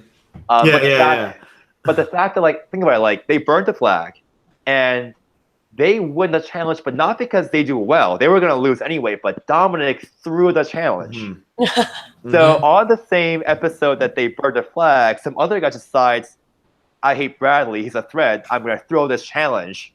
And then they end up getting 2nd place. And like you saw it, like they like start crying. Jeff was like, the curse is broken. And like, like when in reality, Michael was the only one from original Malolo on that tribe. Yeah, Michael's the curse. Yeah, exactly. Yeah. Well, he cursed me on the game, so. Well, I would have loved to see your reaction because at this point, it's the final tribal council. There's an hour left of the show, of the entire season, and Wendell and Angela do a switch on the fire making challenge. Oh my God! And you see Kellen's eyes are just like rolling out of her face at this point. Yep. Yeah, that was something. Yeah. And so, all in all, if you even come the Michael Jenna double tribal twist, the overall odds are about 4%. And so, the 1 in 25 odds fell on Malolo. You really were a curse, in some senses. See, it's the original Malolo that was cursed, though. Like when we got to like the merge and they did like the purple versus orange or whatever it was. It's like I think they were doing like a reward challenge, and it was like orange is losing again, and it's like, but these are random people. That's that's like the Yankees being cursed, but like the Yankees are no longer like they have like all new players or something. Like it just didn't make any sense. Yeah, like it's like a soundbite, you know. Yeah, I don't know. It just made no sense. I think that was the slingshot challenge where like it was like Dom and Sebastian and Co versus like Chelsea, Libby, Jonathan, Wendell, and they won and they were purple. And Dominic was like, "Of course we lose. Like we're like orange, you know, like whatever." That was that challenge. Yeah. Yeah, that's really funny. I don't know. We were rolling our eyes by the time it got to a certain point because we were just like, okay, like we get it. It's not the same people, but it is funny that like throughout the entire season, Orange just lost everything. It didn't matter who was on it or what was going on. It's just crazy. Yeah. Well, what else do you have on your list there, James? I mean, we have plenty still to talk about. I just want to know because you said you made a list that points you wanted to make sure you hit. So, if you got anything you want to throw out there now, let's see. I had Jacob finding me pregame. That's fantastic. Yeah, my casting process. Our finals week, the IQ test. Oh, Jeff in the interview. Yes, definitely. You remember how like he called me a robot? Yeah, that was odd. So I also got a lot of like flack for that because like, oh, this guy's like a game bot, like he has no emotions and stuff. So how this really all came out to be was from finals week, and I do want to clarify things without going into too much detail because it's like still casting. But so what actually ended up happening was during my casting interview, it was like, you know, like with everybody, like Jeff, Matt, all the producers were there, and so it was like my big pitch. I had mistakenly thought that my real like appeal was like kind of like my resume, like, you know, like Harvard grad, Harvard track, captain, like white collar job and stuff. So I walk in, and so Jeff goes, "All right, James, like, tell us about yourself," and I just go off about like all these things. And so then I'm doing that, and Jeff goes like, "Stop," right? Like, and he starts going off about how like he thinks I'm like, he has my bio. He's like, "I feel like you're just like this machine, like you're like a robot that's just like it's like super smart and like athletic, but like you have like no like emotion, like." And he was like, "If I wanted to like get a beer with a buddy, I wouldn't call you." And I'm like, you know, like whatever. And then like, oh my god, and I made this point to him too, and to everyone that says I'm like a robot. Let me just ask you this: like, the Harvard track, we vote for a captain, right? The team members, the 50 guys vote for a captain. Would Division I sprinters ever vote for a robot to be their captain? Like, I don't think so, right? Like, and that was my pitch to Jeff. Like, I was able to bond with these teammates from all over America, all different backgrounds, just because we love track together. And I was elected their captain despite the fact that I wasn't one of their best sprinters by any means, right? And he like has some counterpoint to that, but like, and I could tell him like, so like, I'm a real person. And the funny backstory there is he already had my IQ results in front of him. And so to him, I was like this super smart, like, it's guy just a page of squiggles. Yeah, exactly. And so he was like, oh, like this guy's like the game bot of our season. And the IQ thing really reinforced that idea. And so he tells me all that, and he's like, "Do you know like Tony Robbins?" And I'm like, "No." And so he's like, "Go watch Tony Robbins. Like, you need some help, bro." And you know, and that's how he came out, Tony Robbins. And I literally didn't know who he was. And so he was like, goes into his podcasts about like relating with people, about like socializing. And I'm like, okay, sure. And so at that point, I'm really sad because it's clear that he hates me. Like Jeff hates me. Like the interview was a complete disaster. And so I like come out of the room, I go back to my actual hotel room, and I just like YouTube Tony Robbins, right? And like I'm actually like listening to him. And then what happens is like they send somebody down to check on me because Jeff was like, after I left, I was really hard on this guy. Like I was terrible to him. And so like he sent somebody down to check on me. And so she was like, "What are you doing?" And I'm like, "Watching Tony Robbins." Duh. Oh, that's good. So she reported back to Jeff, but Jeff was like, "I love that. Like he's doing what I actually told him to do." And then like then he, you know, I somehow made like the final interview. Then we talked about what I watched, and he was like, "That was all tough love. I think you'll be a great player." And I was like, like, I'll prove to you that I can also be a really good social player as well. And he was like, I love that attitude. And that's how the whole machine thing came out to be. And it was kind of like fun watching him go back to that story in the pregame, because when he says like, me and James had a pretty complex relationship, like that's exactly what he's talking about. And post game, like he told me post game that like, yes, I did prove to him that I could also be a social player, apparently. And to hear that from him really meant a lot, because not only was I repping just myself, but also like I wanted to break the stereotype that, for instance, like Harvard grads, like Ivy League guys are all like robots. Like, no, we're not. Or like Asians are all game bots. Like, no, we're not. And I wanted to at least bring some positive representation to the groups that I was a part of. And in playing my game, I helped at least do that to production, at least like to the viewers of Survivor, and to hear Jeff like tell me that was great. But that's how the robot thing came out to be. And a lot of people are talking about how like he had to watch a freaking podcast to learn how to socialize. And I'm like, yeah, no, like that's not. Yeah, because you had no idea how to socialize before Jeff taught you how to. Yeah, no. And you can ask anyone in the cast, so like Brendan is James the Robot, Kellen is James the Robot. Like, God, like I'm kind of sick of it now. Yeah. Well, we've heard from a couple people now talk about, from your season, from previous seasons, talk about that first sit down interview with Jeff, where he just says, all right, you have 7 minutes. Tell me a little bit about yourself. That question would give me a meltdown. I wouldn't even know where to start with that. And I think it might have been Troy Zan of all people who said, you got to walk in and just start swearing at them and just really take yourself and project it onto them. It worked for him. And because it's not just any, like if it's not a job interview, it's like literally somebody's dream, this amazing chance to play Survivor in front of you, but you have to convince Jeff and the producers first. And that like pressure is just like absolutely insane. And I was like so nervous. I was like shaking. I think I took a shot before walking in, literally. And I probably would have done the same. Yeah. But yeah, so like that is how like, they formed their first opinions of you. And for me, it was like he's a robot. The squiggle IQ, like the Harvard grad, he's a game bot. And I'm glad to have like showed some other sides of myself on the season. Yeah. It's funny because like Brendan was saying he wanted to be Andrew Savage, like when he went in there, and that's what Jeff ended up saying. Was there anybody in your mind that you were like, this is who I want to be like? This is like who my goal, like if I'm going to play the game, I want them to walk out of that interview and be like, wow, he's very much like this person.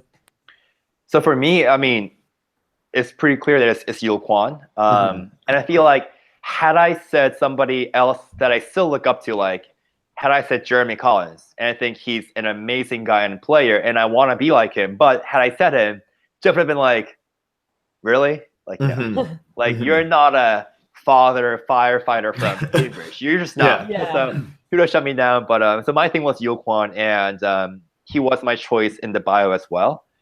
Like, we're both Korean American.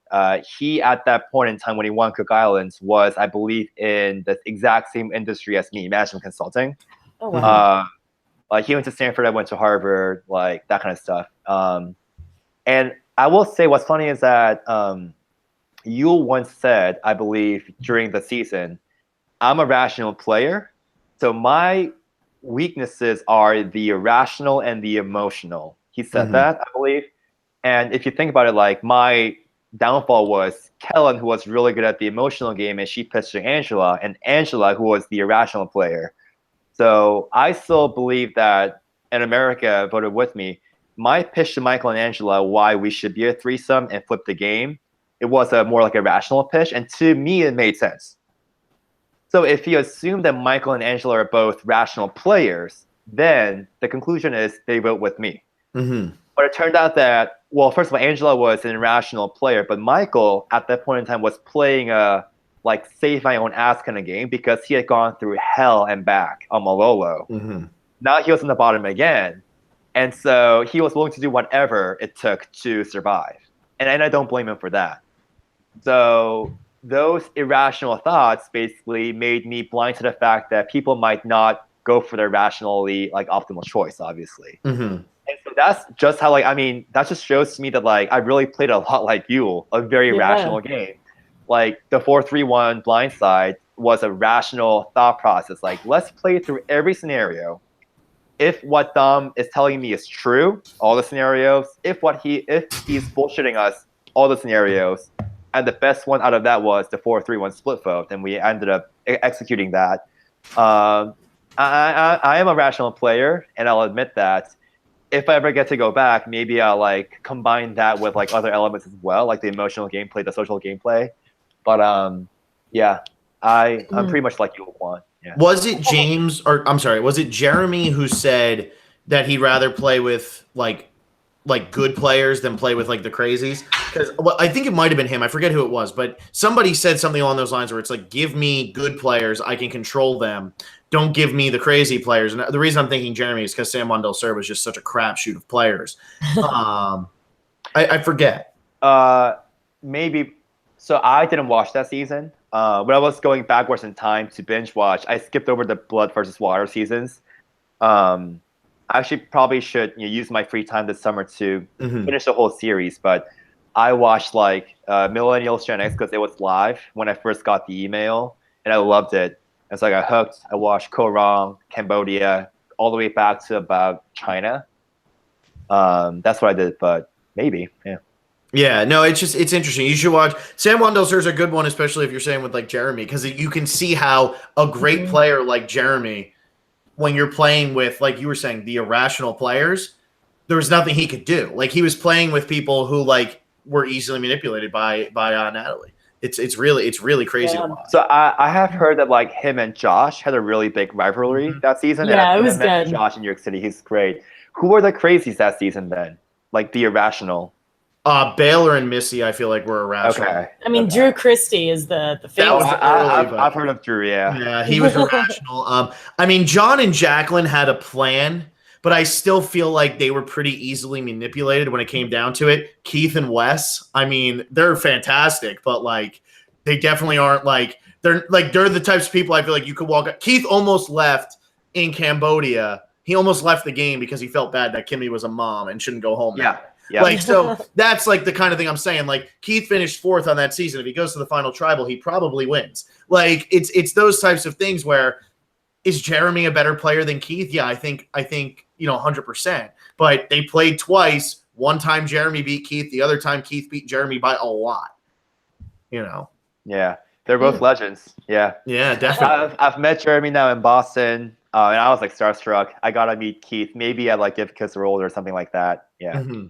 Yeah, Keith. I would love to meet Keith. I feel like that would be fantastic. Seems fantastic. Have you ever had a chance to connect with Yul? I know he's gone to succeed in so many other ways than Survivor, but he's always been. I was always a huge fan of his because I just started watching Survivor right around his season. Yeah. So part of my like story that I told production during casting was that. So I spent a lot of my childhood abroad in Seoul, Korea. I was born in the States, grew up in Korea. I chose the American citizenship only. I was born as a dual citizen. I chose to be fully American. I came back alone when I was 16 to go to boarding school.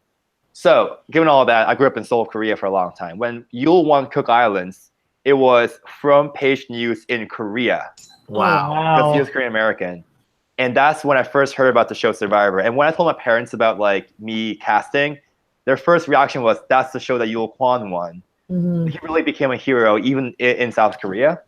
And sorry, what was your? Oh yeah, did I ever get to talk to Yul? Yeah. So after I came back, I reached out to him, and one of my really good friends, actually my former roommate from Harvard, works at Facebook, and so they had this like internal email, and so he emailed Yul about me, and Yul reached out to me, and we had a nice little phone call, and he was like, how was your experience, like, and we got to connect. And great. So if I ever am in the Bay Area, I'll maybe get to go to visit Facebook and hit him up.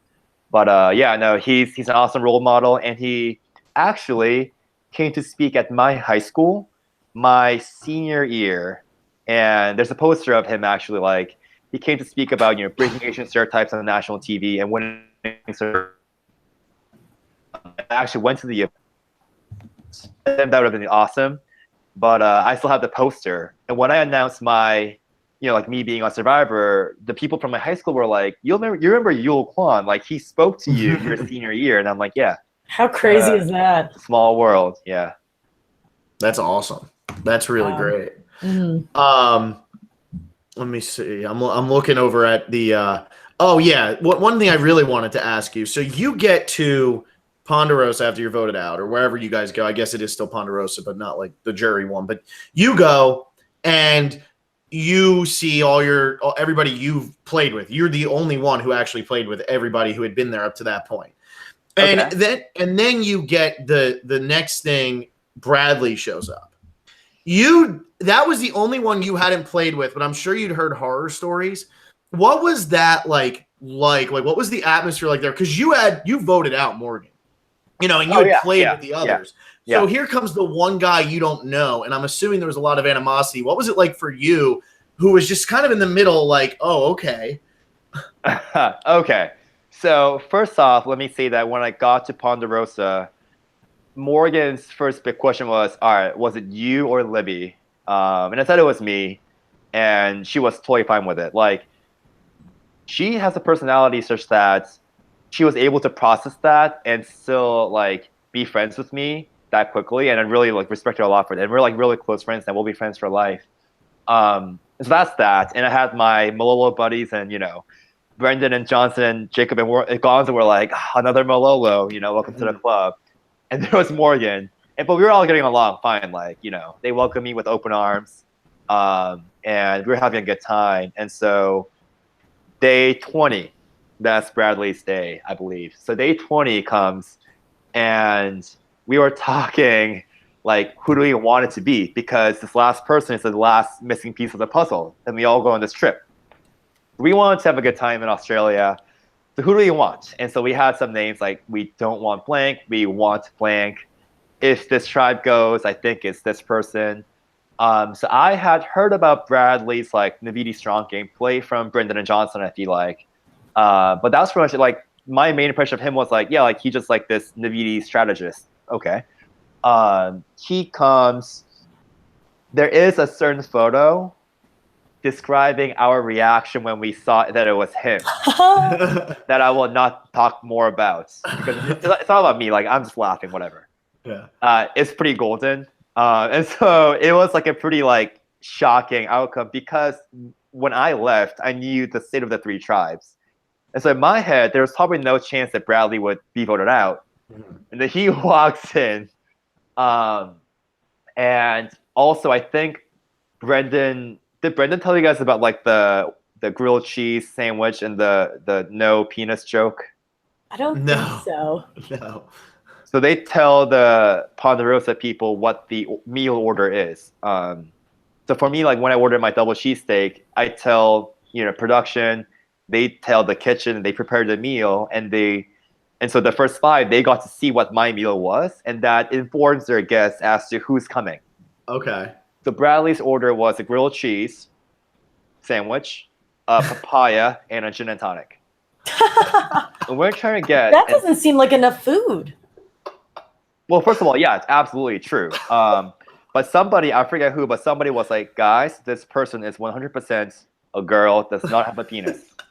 I did not say that. I will not be quoted saying that, but somebody else said that. Here it here.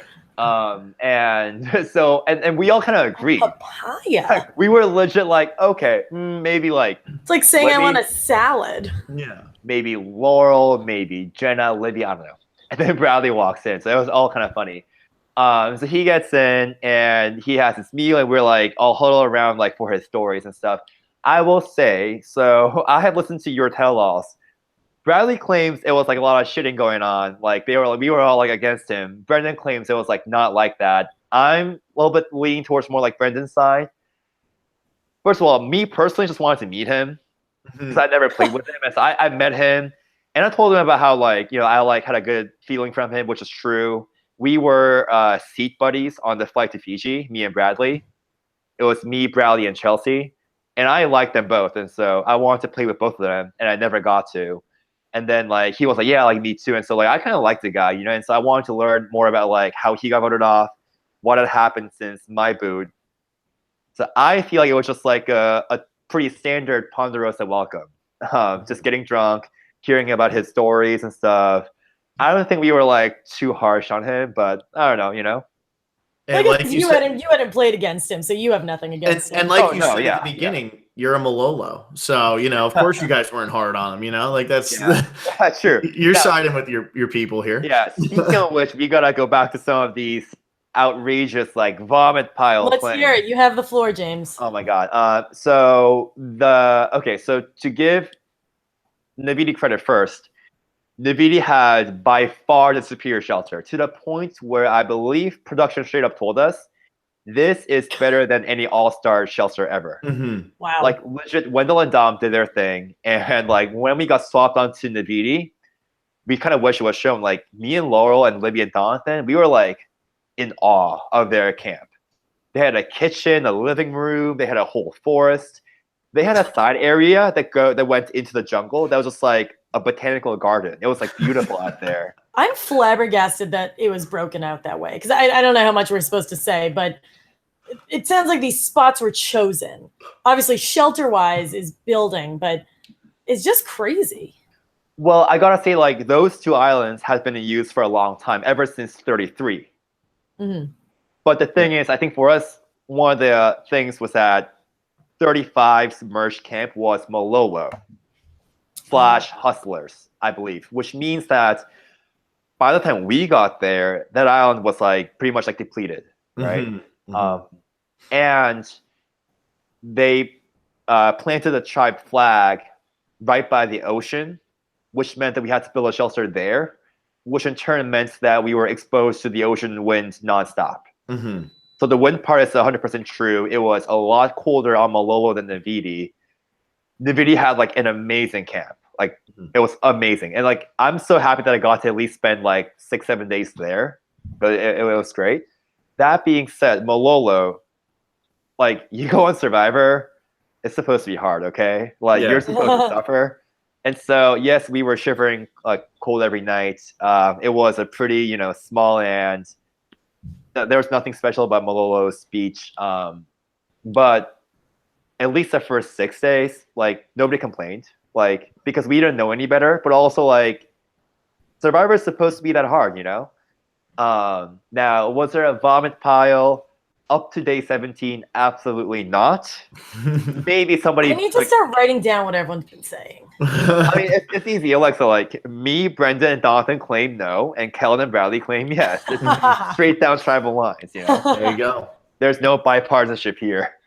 So yeah, the vomit pile is fake news. # fake news. Let's hear about the peeing off the side of the shelter. I think that actually happens from time to time. Like as in like they went like 10-1, pretty close to a shelter. I think so.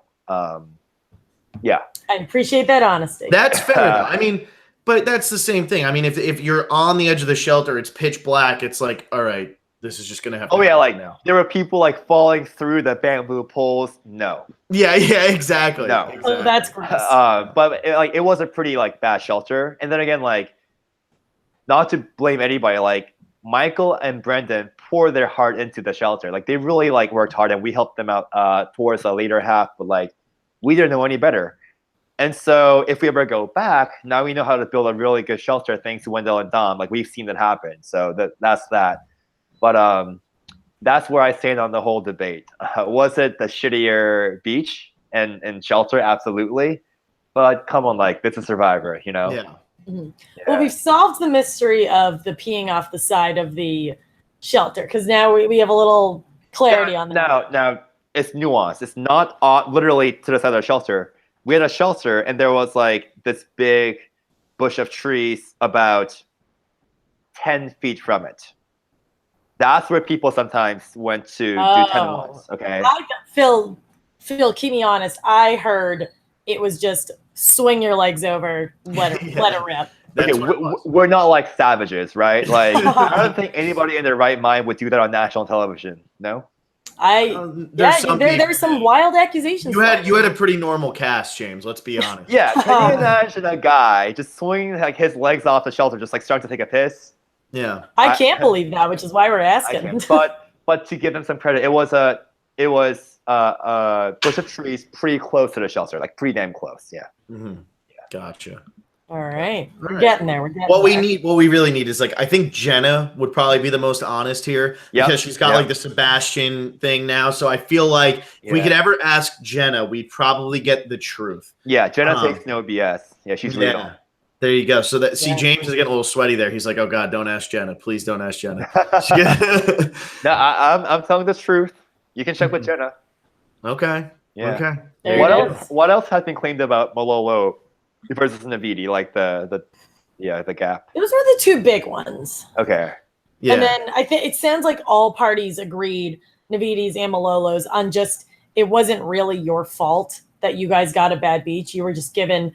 And now I didn't realize that it had been used for those. I knew it had been used for prior seasons, but I didn't realize how depleted it was. That's something that you don't really think of as a viewer. But was it depleted in terms of like layout and where you were actually putting the shelter, or was it also hard to find coconuts and fruit and fish and all that?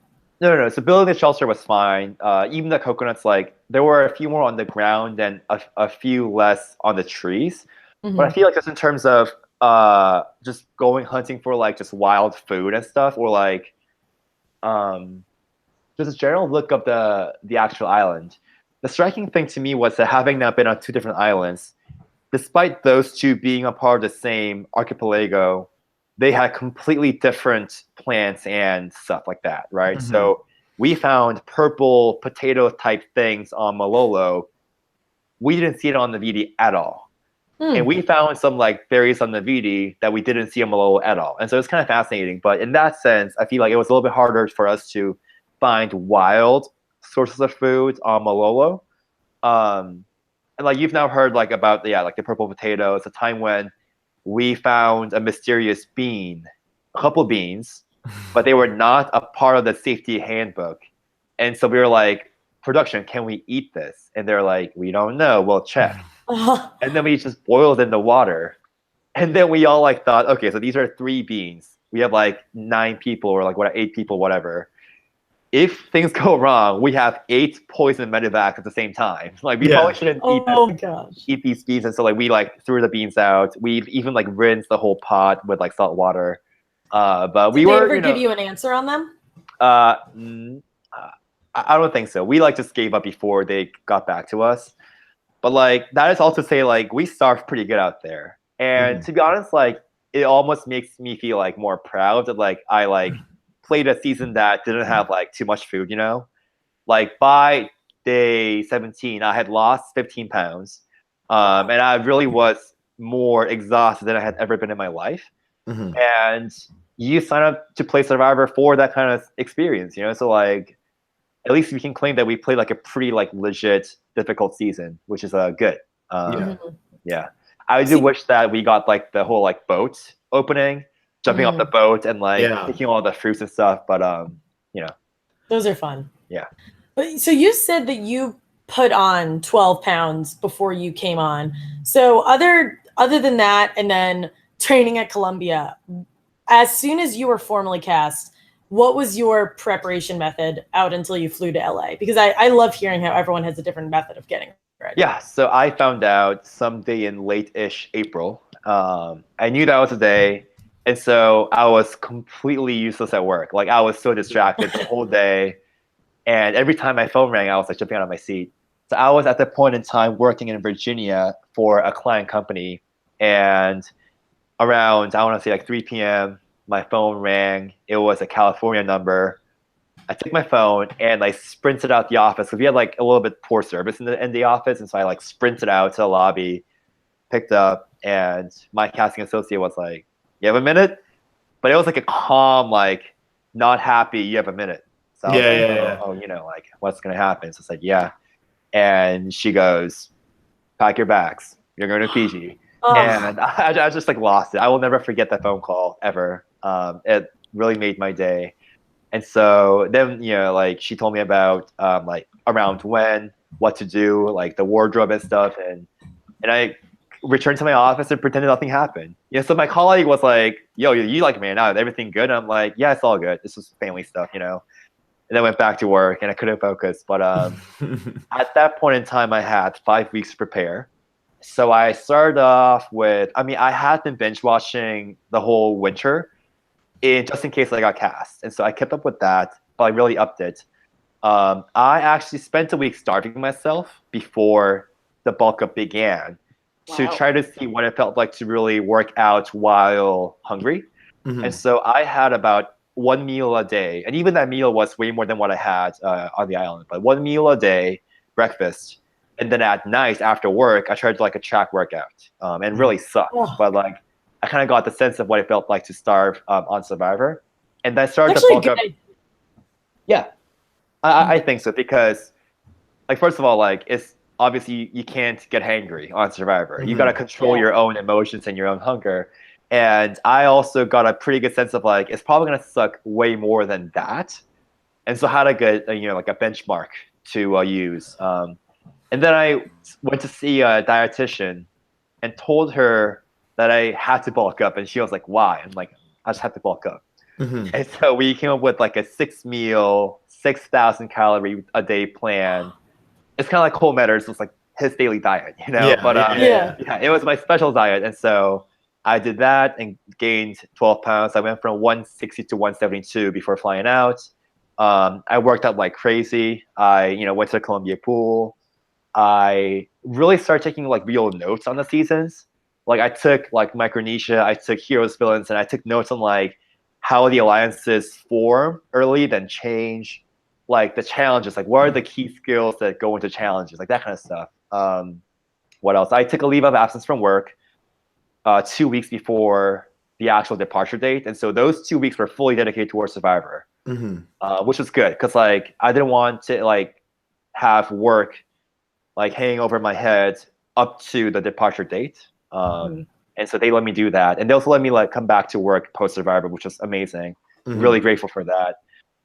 And so it was a fun process because, you're living and breathing and dreaming about this thing that is going to be amazing. It's going to change my life. And I will say, like, now looking back, it was such an amazing, like, despite being a pre-merge boot, like, it was an amazing, fun experience. And, my life has changed.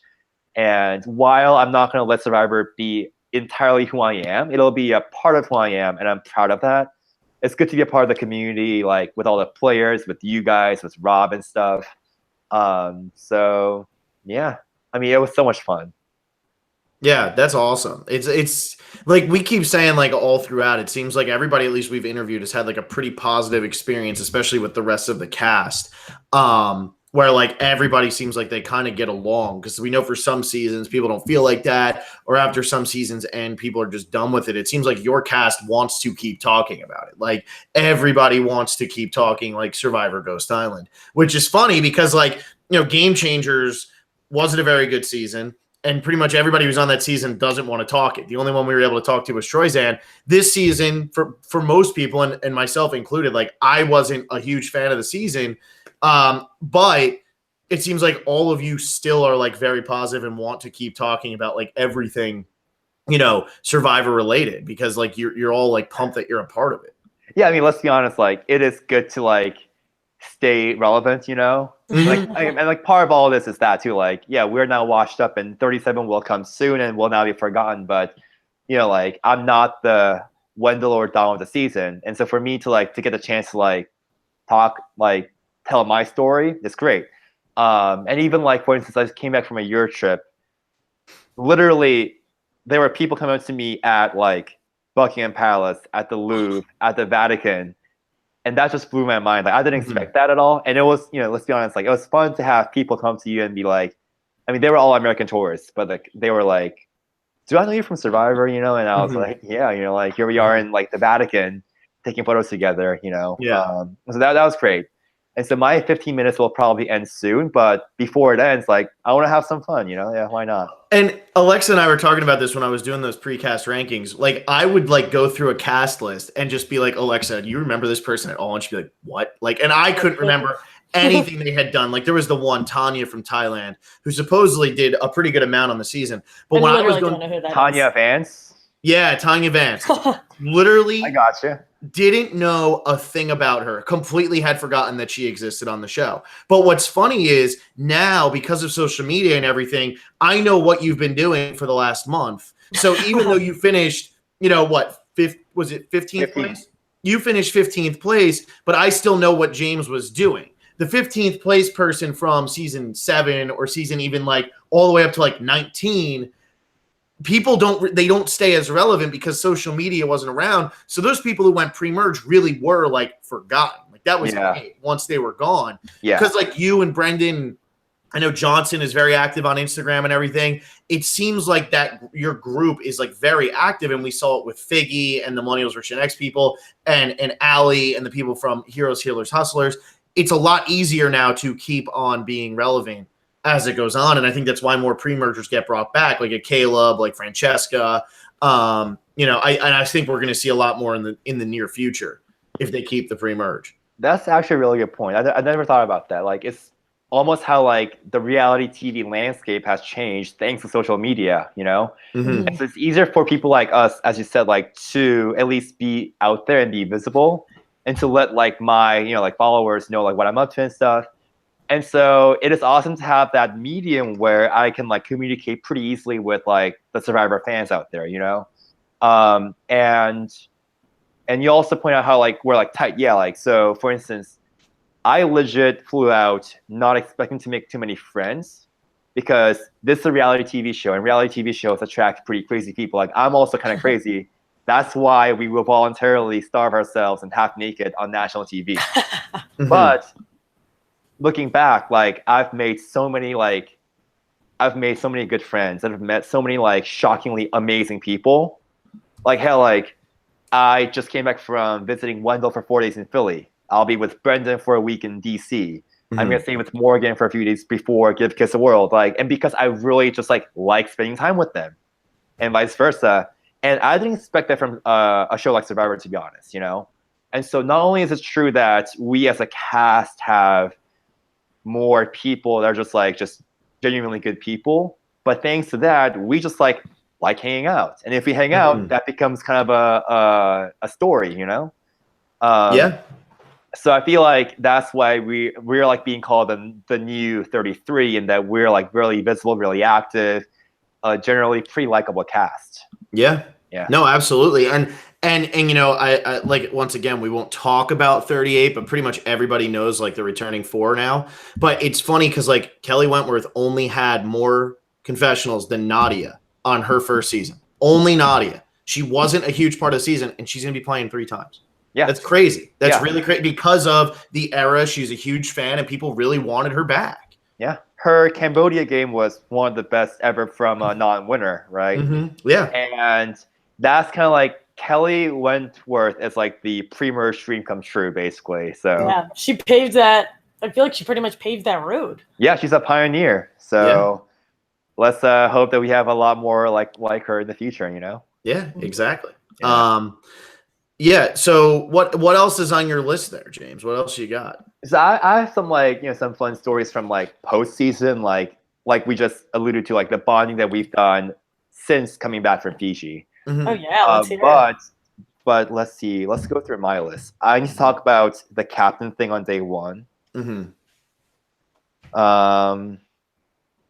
Okay, so yeah, that is just a small thing, but because Jacob knew who I was, Jacob also knew that I was a Harvard track captain. So when they wanted to choose the captains in the opening challenge, Brendan's account is almost true in that it was between me and him. Mm-hmm. How it ended up happening was, we were all like, not me. I don't want to be captain. Because we all knew what happened to SoCam and stuff. Yeah. Pretty, you don't want to just stand out too much. And so nobody volunteered. And so we're all looking at our feet. And then Jacob literally just looks and goes, hey, like, you seem like a strong guy. Like, you're jacked. Why don't you be captain? And I have touched base with him. And so he's confessed it's because he knew I was a real captain. Mm-hmm. So he was like, you're track captain, like be Survivor captain, was his rationale. And And that was what he was like alluding towards when he like pointed at me. But I freaked out. I was like, oh, but like, hey, like, thanks, but like, I feel like this gentleman over here, Mr. Jacked old guy like Brendan, he seems like a charismatic leader, And so like, I didn't really say that, but I was like, yeah, I feel like this guy has a lot of charisma. He could be a leader. And so Brendan looks at me and goes, all right, like, rock, paper, scissors. And we were like, okay, cool. And so we did it. We tied for 4 rounds. The 5th round, he lost. And he was like, I guess I'm captain. And we were like, yeah, Let me ask you, does Brendan actually have the ability with rock, paper, scissors to determine when he's going to win and when he's going to lose? I don't know about that, but the fact is he became captain and we won the challenge, Yeah. I do wish that, I personally, selfishly wish he had picked me for either portion because I could have crushed the slide puzzle. And I feel like it was a running portion. But he chose well and stuff, and we won, so it was a good start. Mm-hmm. And I remember, I think during the live episode, Gordon tweeted out the real like story about how like it was between me and him, and on the VD, Chris was like, "I'm captain." Yeah. I love it. Yeah. I love it, Chris. Oh man, Chris. What was your relationship like with Chris? I know you said that you got kind of close with him and you were working him, but I mean, it seemed like he got probably the most developed edit aside from Wendell and Dom. In terms of like we saw every side of Chris. I feel like. What was your take from Chris? Yeah, and what you saw, it was a pretty like deep and complex edit. Is the real Chris? Like I think the edit did a pretty good job showing how much like he has a good heart. He cares about the MS cause. He loves his mother and family, and he knows he's good looking. He knows he's athletic. And he wants to be that star, and so my relationship with Chris really, blossomed, like on the VD, and he has, told people, which I really which really appreciate, that if he had me on his side post merge, he and I could have been able to swing that civil war towards his favor. Mm-hmm. And I kind of agree with that because if I had made the merge, I think my pitch to Malolo would have been, we need to keep Chris around instead of Dom and Wendell. Mm-hmm. Because from my end, first of all, Chris was the first one to reach out to me and Libby and extend the olive branch, right? Like he took us two on a coconut finding mission, and we all knew it was game talk. Mm-hmm. And he was like, guys, like you're in the minority, but like we've got you, right? Like don't worry about it.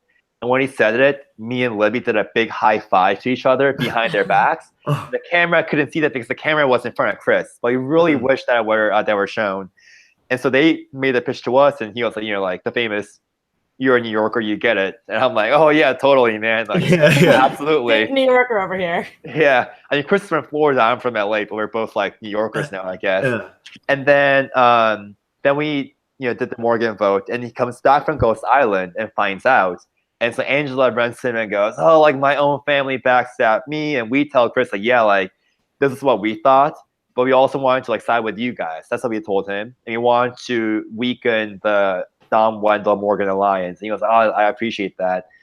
And so unfortunately, unfortunately, because he was so good at the challenges, like you remember the big comeback we had, the 4th episode, Chris and Wendell crushed the ball toss, right? Mm-hmm. And honestly, if we had lost that, I would have been totally fine because then we would have executed the 6-2 plan to vote out Dom and Wendell. Mm-hmm. Wow, and there was things. Yeah, there was a point when we were so behind. We were really behind, trying to pull the crate along the track, and Chris was trying to kind of hook that ring into the thing, right, to pull the track, and he was failing. And I look at Laurel, and Laurel looks at me, and we're like, whatever. Like, we lose, we go back to tribal. Well, we're good, But little did we know that we would have one of the greatest comebacks in history, right? And we were all like, freak out, have a dog pile at the end. And that would save, like the top 2 players of the season. Yeah. But I feel like Chris and I were on the same page, right? Like, it was me and Libby's job to work the Chris Angela angle. And both of us bonded pretty well with Chris. And so Libby would like go fishing with him, and I would talk about like workouts all day long about New York City, about the clubs and stuff and the bars. And so, and we've hung out so much since the game as well. So he's quite the character, and he's so fun to also just like hang out with outside of the game as well in New York City. So was there ever the intention to work with Dom and Wendell? I know it was you were only with them for a very short period of time, and hindsight's 2020. We saw how this worked out, but you blindsided Morgan. Was there ever the thought of, okay, maybe they're desperate, so now I'll take them? Or were they so upset that you got rid of her and Chris was the one who came to you, that it was a more natural path to go with him? I will say that even post the Morgan boot, nothing was like antagonistic. And we came back, Dom and Wendell had a small meltdown, like, you lied to our faces the whole day, and we're like, yeah, like it's Survivor, you know? And it got to a point where like they were screaming at us, and Angela jumps in and goes, yo, like you guys shut up because you lied to my face the whole day, so you shut up. Oh, and yeah. And then they were like, oh, we're so sorry. And they knew that they had messed up. And then wake up day 10, and then to their credit, they both came to us separately and said, like, look, like that was a great play, respect, and look, like maybe like you didn't trust us last time, but see, we voted for Angela. I mean, told you, right? So like if we can work together in the future, like let's do it. And I would have been happy to for sure. So my thing with Dom and Wendell was that socially we were like bros, and I loved them and they loved me. Strategically, we were at complete odds against each other. But I feel like maybe things could have worked out differently. And for instance, if the second swap was, you know, me, Michael, and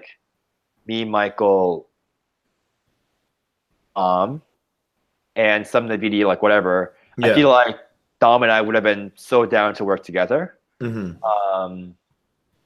But yeah, and then you also see like, you know, the Laurel and Donathan bonding with Dom and Wendell.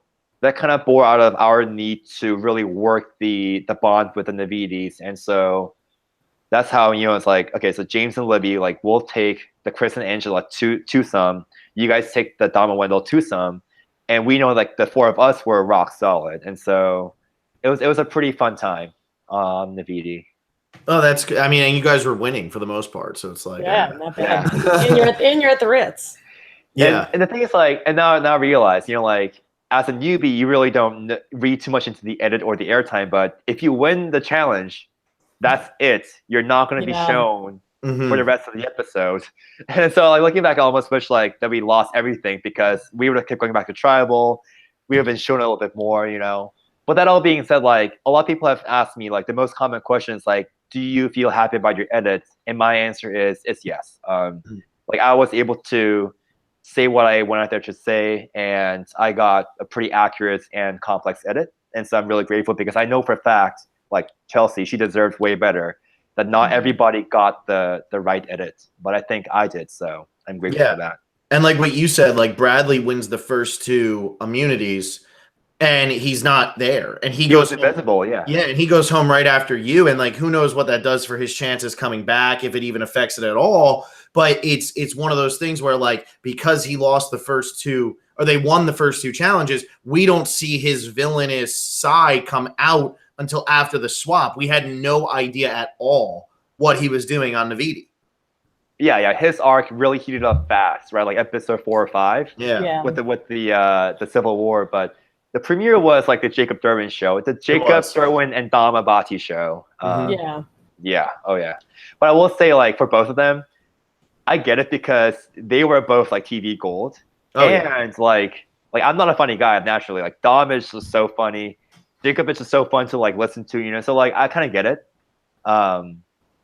But yeah, no, Bradley got like his arc was like 0 to 100 real quick. Yeah, he came in hot. Real quick, yeah. No, I feel like, you know, if there is like a pre-merge season, I hope that we become the next like Kagian, in the sense that Kagian, I feel like, has had a lot of returning players from the season, and they all deserve it. And so like hopefully like this pre-merge maybe will produce like a few returning players. We'll see, you know. Yeah, I mean, all of the press is behind you guys. That's for sure. It's funny how much everybody kind of rallied behind it with the pre-merge group. Yeah. It almost helps that the post-merge was not loved by fans, because you guys are getting all the positive attention. Yeah, and to be honest, like we don't mind, you know. To be affiliated with like the good, better half of the season, like we'll take it. Yeah, I mean, look what happens after you and Bradley go home. season goes downhill. It was after Chris went home. The season peaks with the Chris boot. Like, Yeah, that was an amazing episode. That was awesome. You're right. And then it goes downhill. Now, literally, I was texting the pre-dream thread, like, I wasn't even in the episode, but I had so much fun that night watching the Civil War. Yeah, that was a good one. The Chris Idol secret coming out, and I was like flabbergasted. Like, how do you not play that damn idol? Yeah. Oh my god. And I kept saying I think that it's because that was the first time he went to tribal. So he'd never actually had a vote with somebody. He'd never been lied to. He never actually played the game. And he was overconfident in his alliances because everybody else had gone to tribal except for Chris. Yeah, he pulled like a Nick Mariano, right? Yeah. Yeah, and there was a really funny thing that's on Reddit, which was the ridiculous, like, everybody but Dom and Wendell come with me to the well. Yeah, Oh, yeah. And somebody screenshot that, and the caption was, the jury discussing things. Yeah, yeah. Like, That's so funny. that was Yep. the jury. That's That was so such a fun episode. Like, everything from, like, the editing was on point with the back and forth confessionals to the Dom shout out, like, Chris Noble, been a pleasure serving your coffee for 22 days, brother. Yeah. To like Wendell's like takedown, like drop the mic, bro. Put it down. Yeah. It was a great, like, one of the best episodes ever. Yeah, it's fantastic. And then after that, it was just like, okay, now who are we rooting for and who are we rooting against? You know, and it was tough because once you get to the ending, you see that Wendell and Dom tie. It makes sense that they didn't want you. They were like trying to get you to root for both. And it made it hard because you weren't just like rooting for one person. It was like, well, which am I supposed to like, Wendell more? Or am I supposed to like Dom more? And I still don't know, like, who did the community end up liking more? Like, I want to say it was Dom because he was more vocal and, just like a bigger character. Like, but I mean, Wendell winning that at the end and sitting there with the fire and just staring at him as the fire is rising. That was so badass. Absolutely fantastic. I mean, I will say, I think it kind of ended up being like a win-win because, for instance, like, it was a tie, which was a great way to like go out during the finale. Like, we were backstage watching the live feed as Jeff goes, "I'll read the votes," and the entire studio just gasped. It was so amazing to watch the reaction. Like, my coach Manch came to me and was like, "I sat there watching Survivor history," and I was like, "Yeah, you were there watching history being made." But so we have, for instance, like a winner that everybody agrees that was deserving to win. Wendell deserved to win. And we have possibly the greatest losing finalist ever in Dom. Mm-hmm. And Dom was like this amazing character. People loved him, and he'll probably go back. I don't know. And so it wasn't like a situation where, like, in Co-Wrong with Michelle and Aubrey, that thing's like still a scandal. But we had like a finalist tribal where, the winner played a deserving game and won. The loser played a historically good game and got a lot of love and got 5 votes and is now like a superstar, I think the finale was a pretty good redeeming episode of the season. Yeah, so finale was great. So now here you are traveling all over Europe and you end up on an island with Michelle. So I'm assuming this means that you're like Team Michelle on this win, though, right? I heard you say scandal, but you're Team Michelle here, right, James? So this disclaimer, I'm friends with both of them. Yeah. So for instance, like, Aubrey was one of the first people to reach out to me post-season, and we had a long chat, and she gave me a lot of advice from as a mentor, and she went to Phillips Exeter, went to Phillips Andover. We're rival high schools, actually. Oh, that's cool. So we have that connection. So she's great. Michelle, I've met her in Boston a couple of times now when we were in Santorini together. So she's awesome. My stance on that debate is I'm a purist. Michelle won because she deserves to win, right? Yep. Bitter jury, whatever. I don't care. Every winner deserves to win. Exactly, and that's how the game is designed, right? Yep. Like, the genius twist of the losers coming back to decide the winner is there for a reason. And so I will sit here and say, yes, Aubrey played a great game, and I feel like now she's come back. She's come back once. She's come back once. And everybody loves her, and she deserves all the love.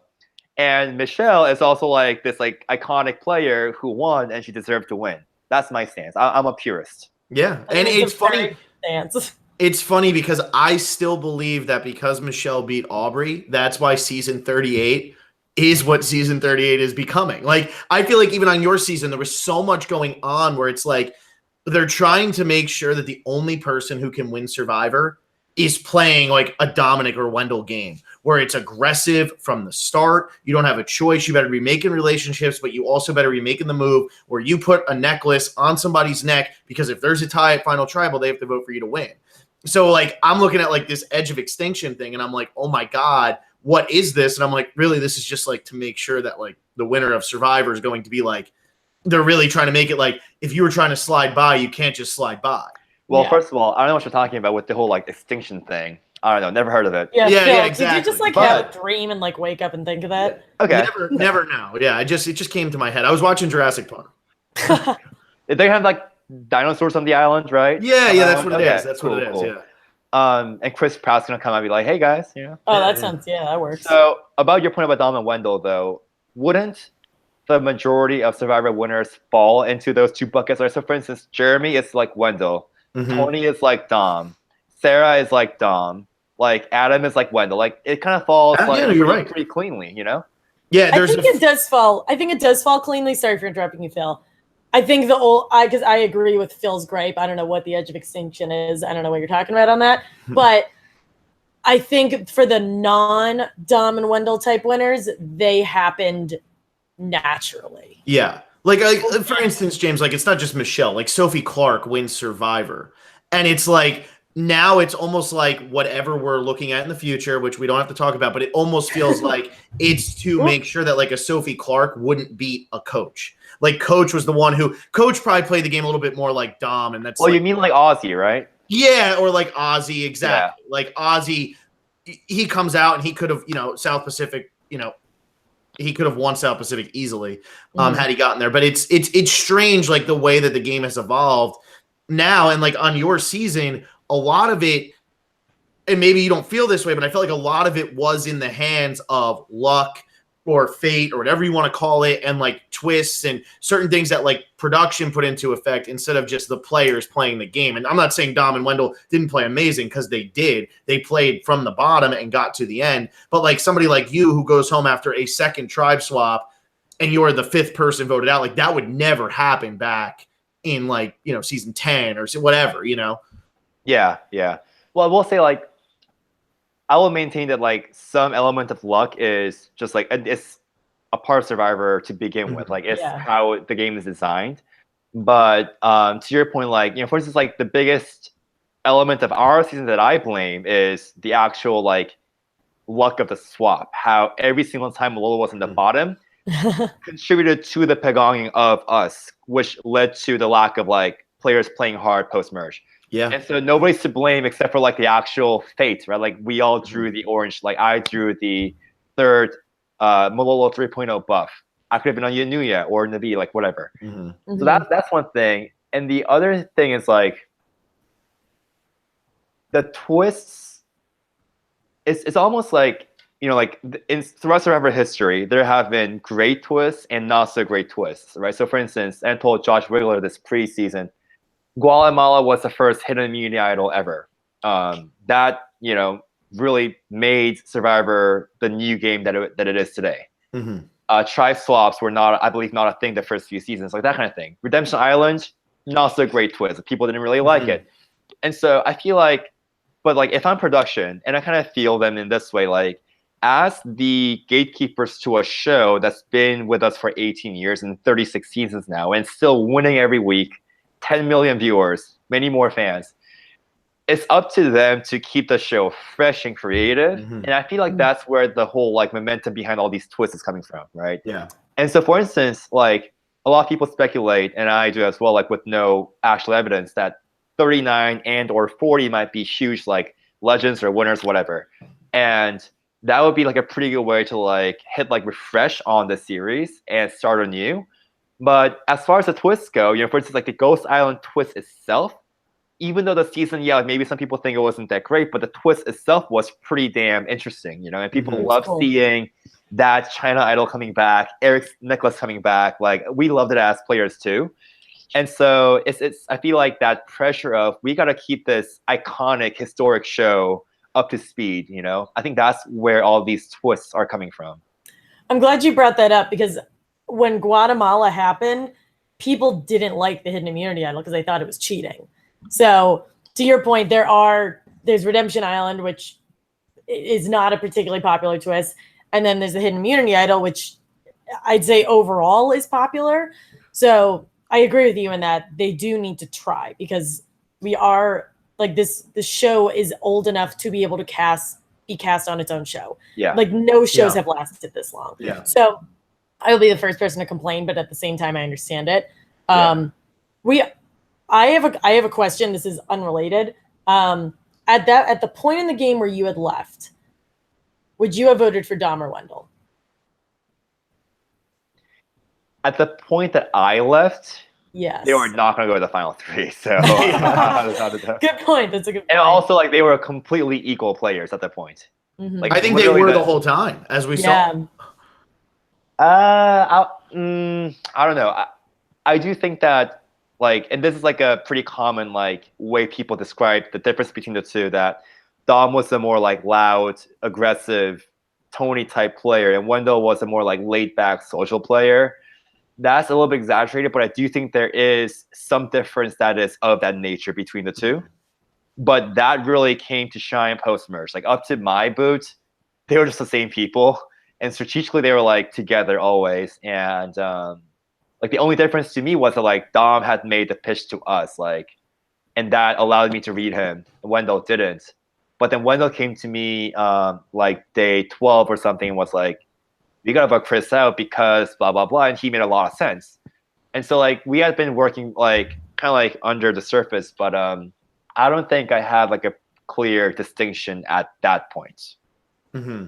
Yeah, you would have had to see how it all played out. It's just like it's crazy that it did come down to Laurel, and like Kellen said, like once they saw that, it was like, well, Wendell won the game. Like, well done, Wendell. Like, it's crazy. You remember Boston Rob saying like, you gotta watch where people sleep. Yeah. Day, I want to say 11.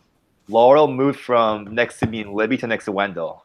Mm-hmm. Oh God, how does the move work? I was like, she just like started like sleeping in a different position on the shelter, and I noticed that, and I was like, this is interesting. It was like Donathan, me, Libby, Laurel, but then it was like Donathan, me, Libby, Laurel, way there with Wendell, and I was like, okay. And when that happens, like, does that cause like a lot of conversation? Because like, you know, you do have to watch who people sleep with. And when, you know, for let's say 10 days or whatever day you just said, let's say for 10 days, somebody's sleeping next to you guys and all of a sudden you're like, wait, where'd they go? That has to seriously cause like a little tension, at least around that person, right? To make a move like that. Yeah. But I mean, I noticed, but like, then you don't want to be like, hey, so you're sleeping not with us anymore. Hell, like, you don't want to say that. And so like, I don't think I ever explicitly talked about that with Laurel. As long as I knew that she could have been working with Wendell, which was true, but like as long as she had my back and I had her back, like it was fine, you know? Mm-hmm. For instance, had we thrown the next challenge, I feel like Laurel would have pulled the I like Wendell card again, and I would have been fine with that again, because again, that is still a part of my calculation. And so if Laurel goes, let's side with Dom and Wendell and send Chris and Angela home, that at least still guarantees us safety for two tribals. Now, I would have preferred Chris and Angela, because even then I clearly knew that Dom and Wendell could be very good players. Like, it was obvious. And on the other hand, we have like the super athlete who's like kind of clueless, along with the unpredictable Angela. So a lot of people have asked me like, why Morgan? And the rationale was, and this is true, like I really didn't care between Wendell and Morgan. And it was Laurel who swayed me to be like, and Laurel, you know, you saw on the show, like, we need Wendell for challenges, which if you think about it, is not true. Morgan is a super freak athlete. Yeah. Who is like she's like, you know, a super diver and swimmer and is like really athletic. So while the argument itself didn't make sense, if Laurel wanted Wendell to stay, I didn't want to like cause any strife there. So I was like, yeah, sure, then Morgan. What's my response, right? Now, the thought process was okay, so Dom is trying to bluff us. Dom has a real idol. He's trying to show us a fake idol. So Dom has an idol. Then the VD5 are clearly split up into two factions, Chris and Angela, Morgan, Dom, Wendell. What we want to do with the vote is to deliver the single biggest blow to the VD as possible with one vote. To do that, we want to keep Chris and Angela around because they are the relatively weaker pair of the two sides. we want to keep the two battling each other. We want the civil war to rage on. So we want to keep Chris and Dom. That's why I want to keep Dom. Mm. Then the options are Angela, Morgan, or Wendell. Now, we want to keep Angela because we want to keep the war at 2-2, right? Then it's Angela and Morgan. That's why I pitched that. And when Laurel said we need Wendell for challenges, I was like, yeah, sure, then Morgan. Yeah. And then convincing Libby took a lot of work, and I feel like that needs to be addressed. Like, it was way tougher than was shown. Like convincing Libby, and that meant a lot to Morgan as well because at Ponderosa I told her just how hard it was to convince her, and Morgan at least got validation in just how strong the bond that they had built was. It was really strong. She was like crying at the well, being like, I just can't do it. Like, why can't we vote out Wendell? Like, I don't know. And literally up to during Tribal, it was me behind her. If you go back and look at the footage, she was turning around looking at me like with like deer eyes, like, I can't do this. Like, and I'm like, oh God, like you need to do this, you know? So even up until the last vote that Jeff revealed at the 3-3-1 tie, I thought it could have been Angela because if Libby flips, it's Angela, right? Yeah. But she turned out to side with us, and I was really like grateful for that. And when we first got back, I gave her a hug, and I was like, I'm sorry that I had to force you to vote out your friend. Like, I'll never do that ever again. Like, from now on, you tell me who to vote out from the VD. Let's do it, you know? But it was quite the day. It's crazy how close it was for Wendell to go home in 18th place. Yeah. So instead close. of win the game. Like, he was that close to going home, and Laurel said, no, I want to keep him around. And it's funny because if he goes there, I honestly think if Wendell goes based on what the next challenge was, because the next challenge is the one where you had to balance the balls on top of the beam. Yep. Probably do lose that because I remember him having a huge part in that challenge. Yeah. So you probably do lose that challenge, which means Brendan doesn't go home there. And then True. who knows? It's like a flood. It's just, I mean, that's Survivor. The one thing goes one way. Wendell goes from first place to 18th place, but instead here's Wendell sitting there as $1 million winner of this season. Like, it's really crazy how that works. Yeah. And let's, clarify, like, Wendell played an amazing game that deserves to win. And he has that great perspective to say that, like, yeah, like, I play with skill and luck, like, I got lucky with like the Morgan vote, for instance, to stay alive and keep on going. But yeah, no, like, for instance, if I had thrown that challenge, it would have been something like me or Jonathan swimming out really slowly. We talked about this for like 10 minutes. I'm like, and so it would have been like me or him struggling in the water again and being like, guys, like, we can't swim, like, come help us. And so we're like way behind, and we struggle until we know that they're like way ahead, and like they like have like maybe 3 balls on the ledge. Then we're like, okay, like, we're good. Let's do it. Yeah. And then we would come back, and we would have probably revealed to probably like Chris and Angela, like, hey, we threw that, just FYI. But again, hindsight's 2020. There are a lot of things that I regret, and I dream about that a lot less often now. I still sometimes dream about just going back to Fiji and just like being out there again and just having fun and being on the shelter and yeah. How would Chris have taken it if you threw a challenge, though, based on how he was a big athlete and all of that? Would he have taken it well? I mean, I know you as a track runner, like, that would have been throwing an event for you. Probably isn't easy either, but how would Chris have taken it? Yeah, that's the problem. That's why if we were to throw one, we wouldn't have told him beforehand. We have told him post facto, right? So lose and be like, we did this for you, right? Yeah. We're with you. We want to vote Dom and Wendell out. That's why we did it. I know you're pissed you lost, but like, it's part of the game. I feel like that would have worked because Chris, as long as he targeted Dom and Wendell, he was a pretty damn aggressive player. So he would have been on board with that. But I don't think he would have been fine with like us telling him before, like, hey, like, we want to throw the challenge. You cool? And he would have been like, no, I want to win. Yeah. Yeah. I have one quick question. This one, someone messaged us on our Facebook page, and I almost forgot to ask. Did you have some plan regarding like the effing stick? Were you going to make your own fake one? There was some kind of plan revolving around that and you, which I'm blanking on, but you might be able to remind me about it. You broke with your question for a little bit. Could you repeat that?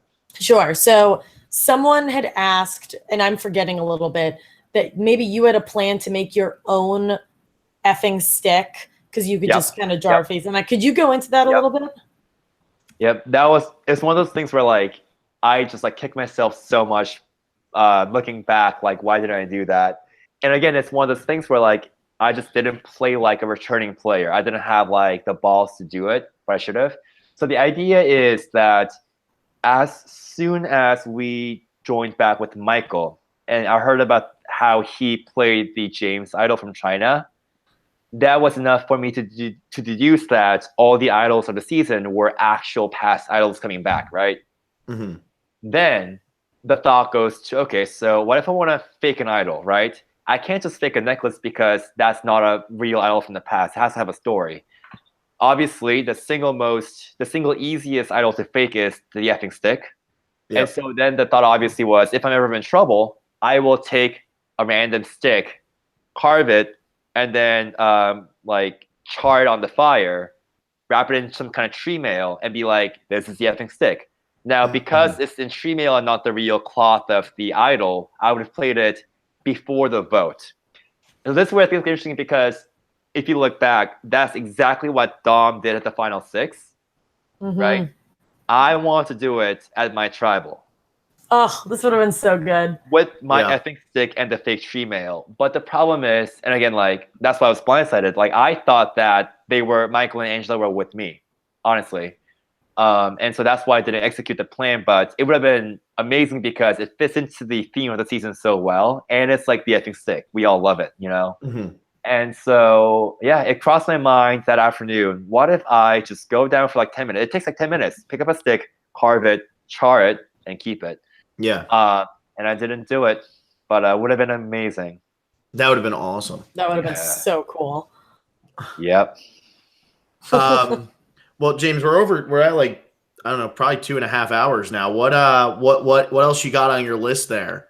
All right. Well, for me, like, it's more like about whatever you guys want to know about how the postseason has been for us. Like, after coming back from Fiji the last year, like, how have we bonded as a cast and all that? Yeah. But yeah, I feel like we've covered the game itself pretty well, you know? Yeah, I mean, if you want to talk about that stuff, and then we can kind of end it on that note, or if there's anything else you want to throw in there. But I mean, from our perspective, my guess would be that a lot of this is going to be very positive, just because we see how like active all of you are in like each other's like lives right now. But yeah, I don't want to step on your words. Yeah. It's kind of like died down since the finale because that was a symbolic end of our run as a season and a cast, you know. And but we do have the reunion in Orlando. I think almost every single one of us will be attending. So like we're looking forward to that. But when we first got back, it was mid-July, and we wasted no time in like trying to plan reunions. And so we had our first one. Well, so Bradley, Kellen, Gonzo, Morgan, Jenna, Sebastian went to Give Kids the World 2017 for a bit. They had their thing in Florida. We had our thing in New York City like late July, about 2 weeks after coming home. And that was like the New York City crew, which is me, Dom, Jacob, Des, Chris. And Wendell came up from Philly. And we had some people from Wine and Cheese join in. Like Andrea came for a bit. And we got some Korean barbecue because I was talking about it a lot on the season. Telling them like how great it was in New York City. And, we went out in K-Town, then went to Rooftop Bar, had some Long Islands in honor of Dom. And we got pretty, we had a good time. We had a really good time. And we wasted no time in just like reminiscing and bonding and stuff.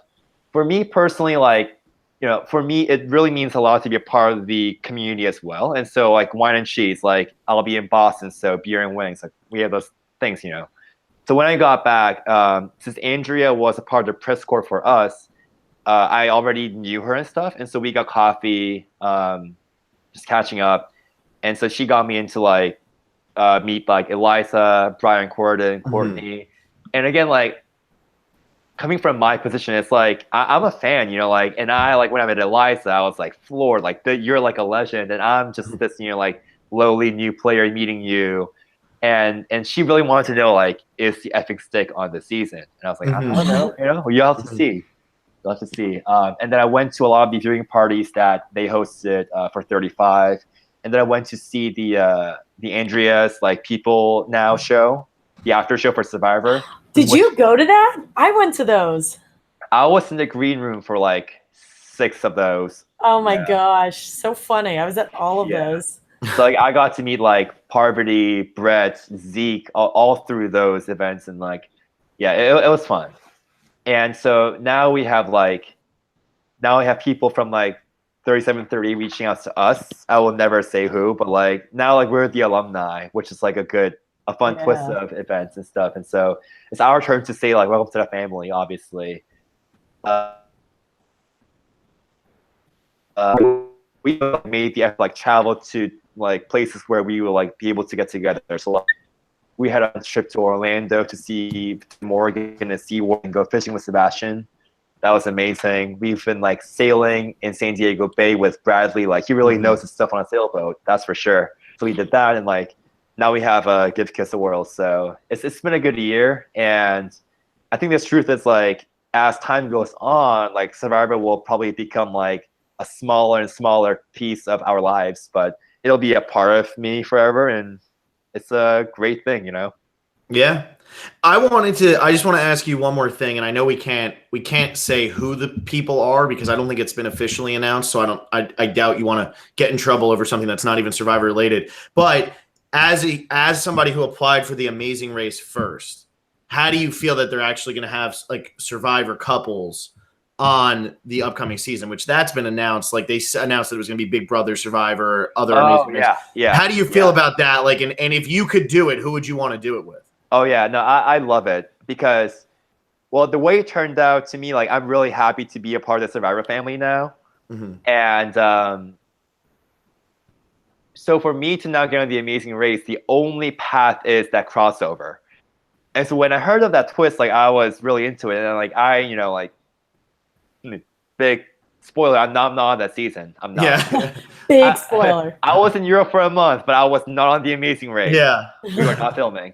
But like, we all know who's on that, and like I love it. Like I will be tuning in for sure. Absolutely. And I feel like so it's fun because now we get to like determine which of those 3 shows have the best racers. It better be the Amazing Race, but we'll see, and I hope they bring it back. So if I ever go on the show with another Survivor, let's say it has to be somebody that I actually knew from the game, because I feel like that's a thing. It'll probably be, I would probably choose Brendan or Laurel. Okay. If I were with either of those 2, I feel like we would demolish the competition. And hopefully, we'll see. Like we're talking like lowest average placements ever, like that kind of stuff. I don't know. How there's one of the pairs they didn't play together. So if you could just have anybody. Really? Yeah. True. Anybody. But I'm just like friends with outside of the game. I mean, still those 2 are great. If we want to go for like traveling stuff, like my previous job, I flew like twice a week for 2 years, and so like I feel really comfortable at the airport flying to like different countries and stuff. Another like I think within Survivor, like we have like Eliza travels a ton. Figgy travels a ton. Like there are a lot of people who like Michelle, maybe Michelle, like we've been to Greece now. Hell, like why not? Yeah, we actually we went up in Santorini, and we overlapped coincidentally for about 4 days in Greece. So we met up, got dinner. The next morning we went on this like 8-mile hike from Fira, which is like the main town of Santorini, to Oia, which is the main resort town. 8 miles. It's like a lot of like rugged terrain and stuff. It took about 3 hours, but like we did that together. Like it was awesome. And so again, like it just shows how like we didn't even play together, right? But like if I'm traveling and there's another Survivor like without that overlap with, like we'll gladly hang out together and just like go out together. It's a pretty great community. You guys obviously know that to be true. So yeah. And I like got like dinner with Alexa in New York City. Yeah, it's great. Yeah. It's a cool community. It's a fun group to be a part of, and even Phil and I, we can't even really say that we're a part of it, but like how close everyone is, and like what you just said, people who you wouldn't meet otherwise and people you haven't even played with, you still have this undeniable connection with them. Oh, definitely. Like, how would I ever meet Jonathan Hurley? Right? If we're not for Survivor, and now we're like best friends. Like, it's pretty crazy. Mm-hmm. Yeah, it's so funny. I mean, it's crazy how that works, and like I don't know, it's cool, and I'm glad that like CBS is doing like a bit of a crossover, and you're getting back. It's like a good way to get like classic Survivor players back on without continuing to abuse how many times they're going to play Survivor.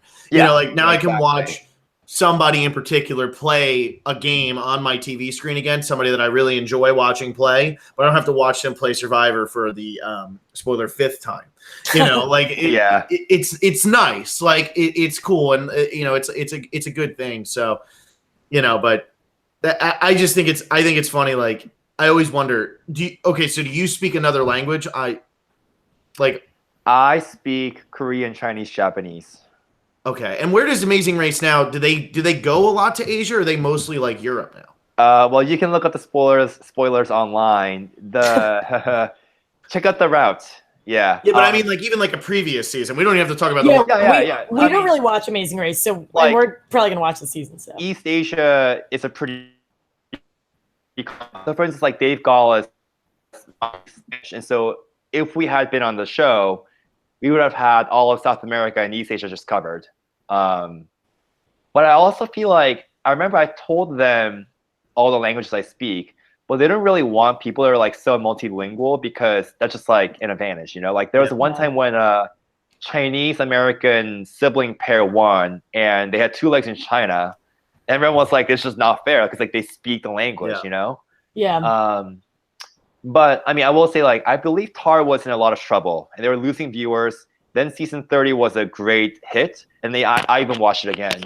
And now they want to like keep on with the momentum with this new twist, and I personally love it. So I will definitely be tuning into the Amazing Race 31.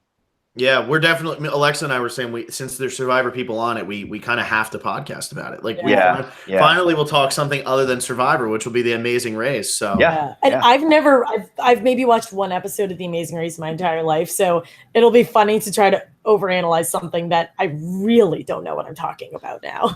Well, you will actually. I mean, it's hard to analyze that show because it's like there's like no like social strategy. It's all like. I actually kind of prefer that. That'll be a breath of fresh air. Yeah. Like, if you're new to the show, it'll be more about the actual countries and the locations that you'll get to vicariously experience. And Phil is a great host. I mean, he's no Jeff, but he's also a great host. And then how those teams of 2 get along with each other. Like a lot of them just like melt down. A lot of them really like bond even stronger on the road. So like, we'll see what happens to our Survivor friends. But I made a bet. I made a fun bet on Twitter with Redmond.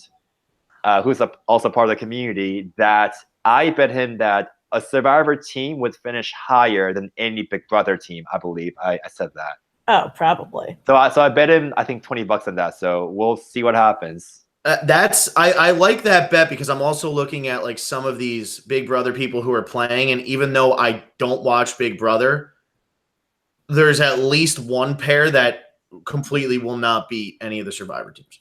Okay. So I'm pretty confident because I watched that season or like saw parts of it or somehow have seen it. But yeah, it's pretty. I don't know. It's going to be interesting, like how that actually pairs out. I feel like the Amazing Race people should win, but I don't know. Yeah. No, I don't watch Big Brother like that. I'll go on the Amazing Race hands down. Big Brother gives me some pause. I don't know. The only reason that you could be in trouble with your bet is also because one of the people has played the Amazing Race before, I believe. I think I know who it is. Yeah, I think she's played. And isn't she like very drama prone? Oh yeah. Oh, that's her. Yeah. Oh my god. Sounds like we got I watched couple those seasons of the Amazing Race. I don't remember why I was watching. I think I was in college at the time. Yeah. And I was big into it when I was in college, and I stopped watching it because there was one season where the surfer guys, they lost because all the other taxi cabs just followed each other. And I just said, like, I'm done with this show. Like the surfers won, or they were snowboarders. They won like every leg. And then there was just like, it was like with Marcus Pollard, and he was like, come on, cabs, follow us. And all the cab drivers were communicating to each other while the other team was lost. And I was like, that's how the final 3 is going to be determined. Yeah. Like, that's not fun. This is stupid. That's my thing. Like on The Amazing Race, like there are no swaps. Well, there was a temporary swap in 30.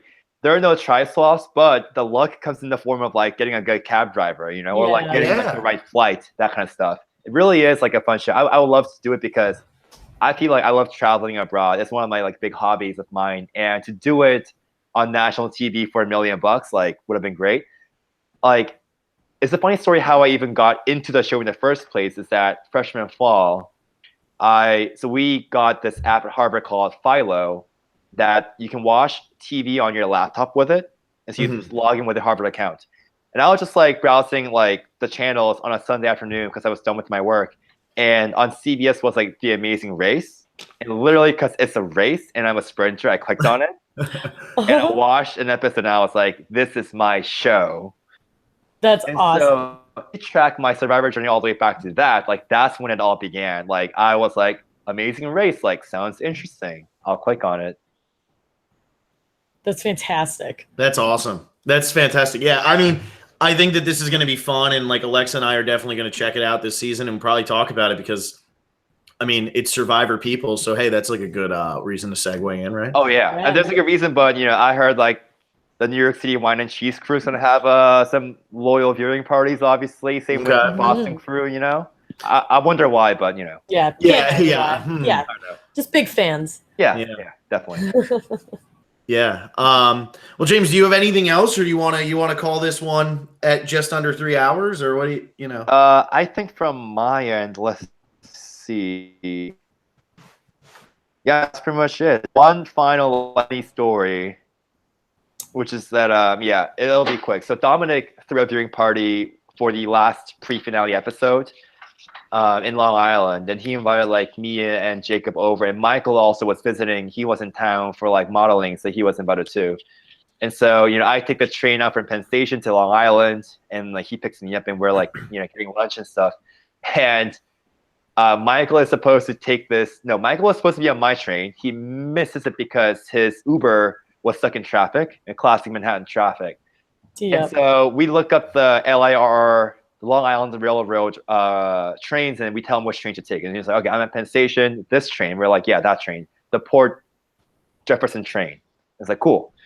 And so the time comes, we're like, you're on the train? He's like, yeah. And then we're like, okay, cool, he's on his way. So we like chill. And then 30 minutes later, he calls us and goes, yo, I think I'm on the wrong train. We're like, we told you the train, literally that train. He goes, yeah, you said Port Jefferson. I took Port Washington, those damn presidents, And so he like goes off to like Oyster Bay instead of like Smithtown. Oh my God. Oh no. He takes like this like $80 Uber 2-hour bar just in time. And like he makes it. And so me and Dom were like, look, Michael, like you may be a pretty good Survivor player, but we're not going on The Amazing Race with you. Yeah. Seriously. I love mixing up the presidents. That's amazing. Oh yeah, that was a pretty creative excuse. Yeah. That's so funny. Oh my gosh, that's crazy. But, I mean, yeah, we've been lucky to be in like the hub of the reunions, like New York City. I think our season was the first in a long time to have more people from New York City than LA. Okay. Yeah, we had 5 from New York City, only 4 from LA, and so that's good stuff. Yeah. But yeah, no, I think that's it from my end. All right. Well, I mean, Alexa, do you have anything else? I can wrap it up if you want. Yeah. Yeah, let's wrap it All up. right, here we go. So, as you guys have been able to tell, we've been kind of coming in and out, so we're not sure when the next time we'll come in is. But if you want to continue the debate of your best pre-merge cast, make sure to read Phil's six-part installment. It's like a novel. It's good. It's a sit down and like really get into it, but it's pretty darn funny. So make sure to check that out and decide who your favorite pre-merge cast is. Re-listen to all of our interviews. James, we had so much fun chatting with you. It was great meeting you. You're like one of the first Survivor players we both have actually met. So this is super cool. We'll be back hopefully soon. But in the meantime, make sure to like us on Facebook, follow us on Twitter. We're somehow still growing in the off season. We're over 3,500 followers or subscribers on YouTube. So keep hitting subscribe, keep telling your friends, and we'll be back soon to talk about season 37. Yeah, they'll probably be announced pretty soon because the premiere date is now set.